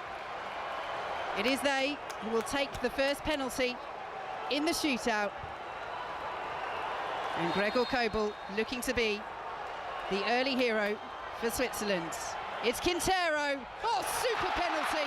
Top corner. Kobel went the wrong way, but even if he went the right way, he wasn't stopping that. That's how you take a penalty. Quintero there, he puts the ball down. He walks out of the penalty area into the deep, at the edge of the penalty area. He just runs up, no stuttering, puts his laces through the ball. Two keepers are not stopping that.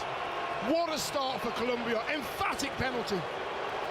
So, the Switzerland captain, Granit Xhaka, who's already scored a penalty at this World Cup. That was in the 97th minute against Bosnia and Herzegovina in the group stage to wrap up a comfortable victory.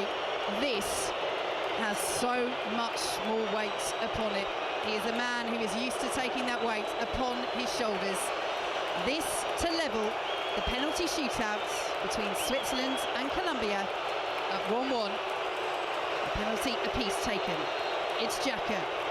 Stands to the right of the ball. Vargas beats his hands in the goal. It's Xhaka, and Vargas got a hand to it, but he couldn't stop it. The power from Xhaka took it through, and he roars his relief. 1-1 in the shootout. Yeah, I mean, it takes a lot more than that to make Granit Xhaka nervous. The noise from the stadium was deafening, but ball down on the floor, on the penalty spot, side foot, his left, keeper's right. Great hand on the penalty, but the pace was too much from Xhaka. Had every confidence that he'd stick it in the corner. So, one apiece in the penalty shootout as Davinson Sanchez, the former Tottenham man, walks forwards. He's taken the armband with James Rodriguez off the pitch for Colombia, and he takes the responsibility. There are some fans praying in the stands as Davinson Sanchez places the ball very slowly on the spot. He kisses it first, and then he places it on that white penalty spot. Stares at it. Takes a few steps backwards. It's a central run-up. He's on the edge of the penalty area now as Kobel bounces up and down, left to right on his line. This for Colombia to retake the lead in the shootout. It's Davinson Sanchez, and he hits the bar! He hits the bar for Colombia, and he has his hands on his knees, and he looks at the ground as Switzerland substitutes break onto the pitch momentarily to celebrate.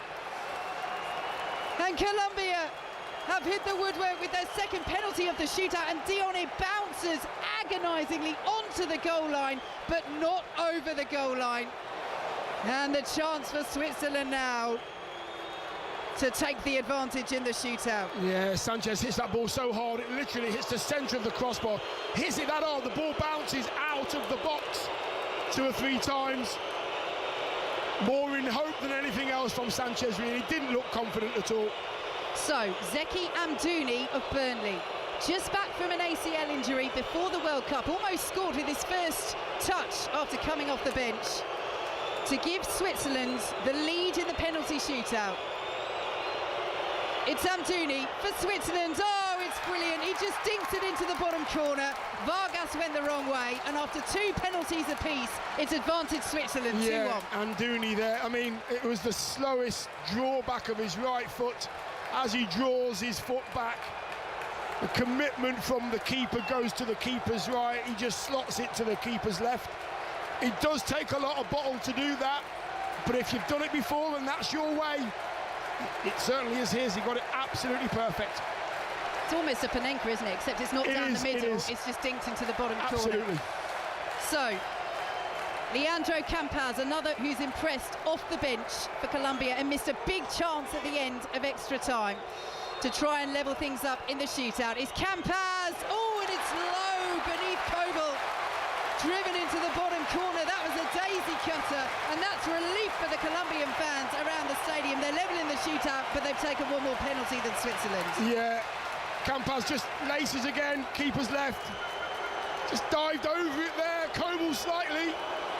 If he dived straight to his left on the floor, he might have got a little bit more on that, but Campaz gets away with it and they score. So, Manuel Akanji to step forward, the next to shoulder the responsibility for the Swiss.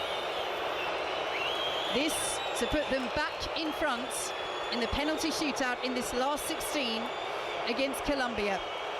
Argentina await in the quarterfinals as Akanji, with a short run-up slightly to the left of the ball, prepares himself.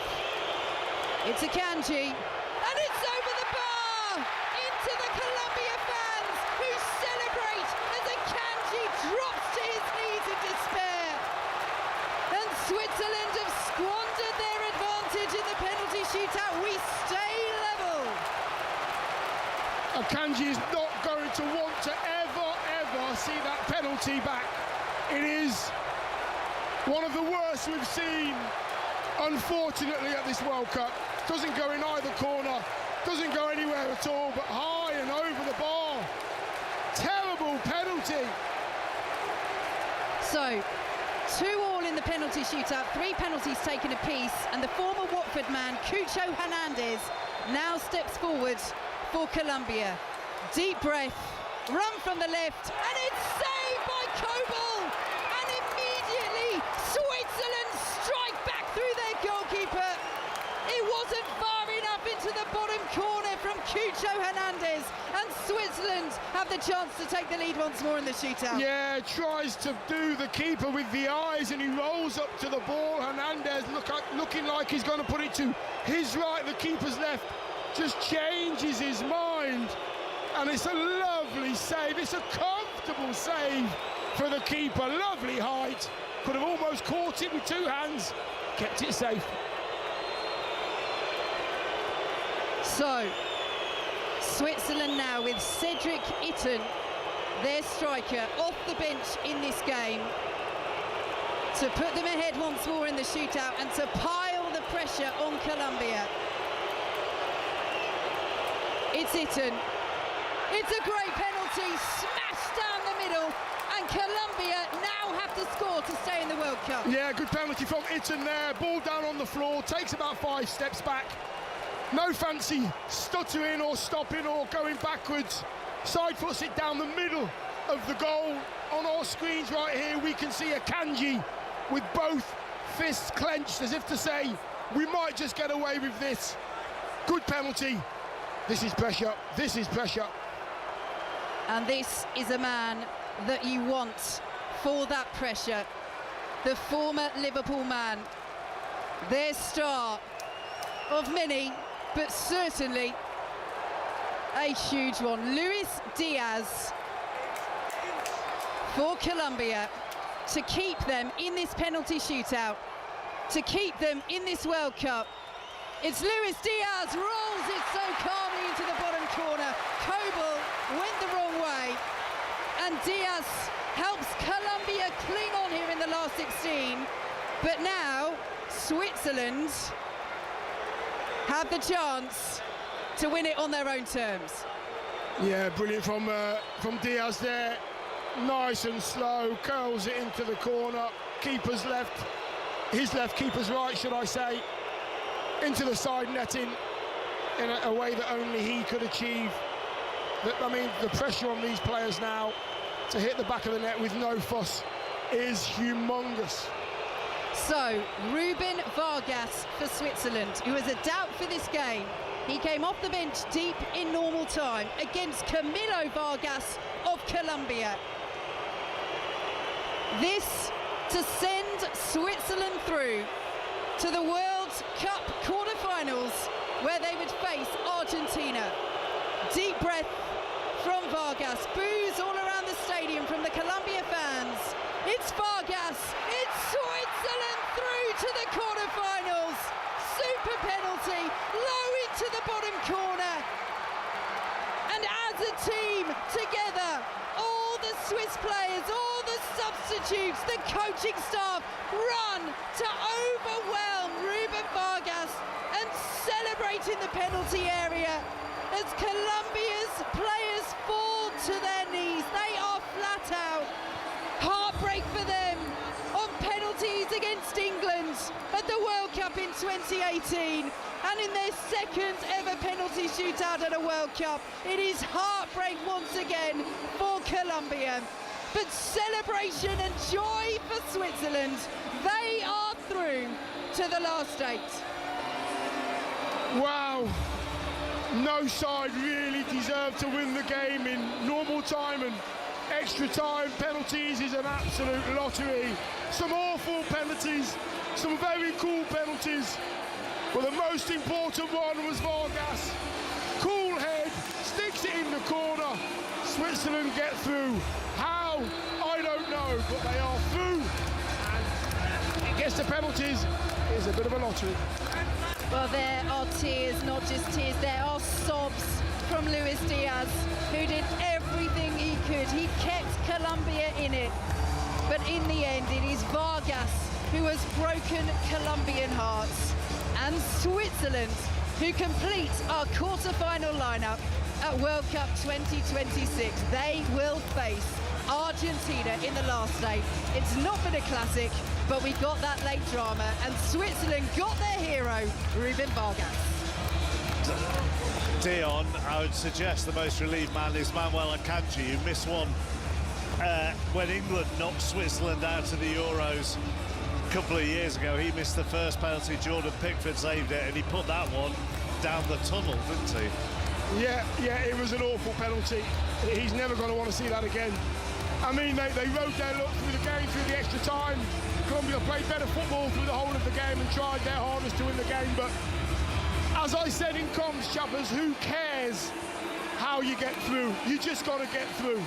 And it wasn't pretty today, but Switzerland have got through. They've held their nerve, and they're all bouncing on the pitch. They're bouncing, they're double bouncing, the whole of them staff, red shirts, and just that little streak of red shirts in the top tier, chappers. They're having a good time. And it means we now had the full quarter-final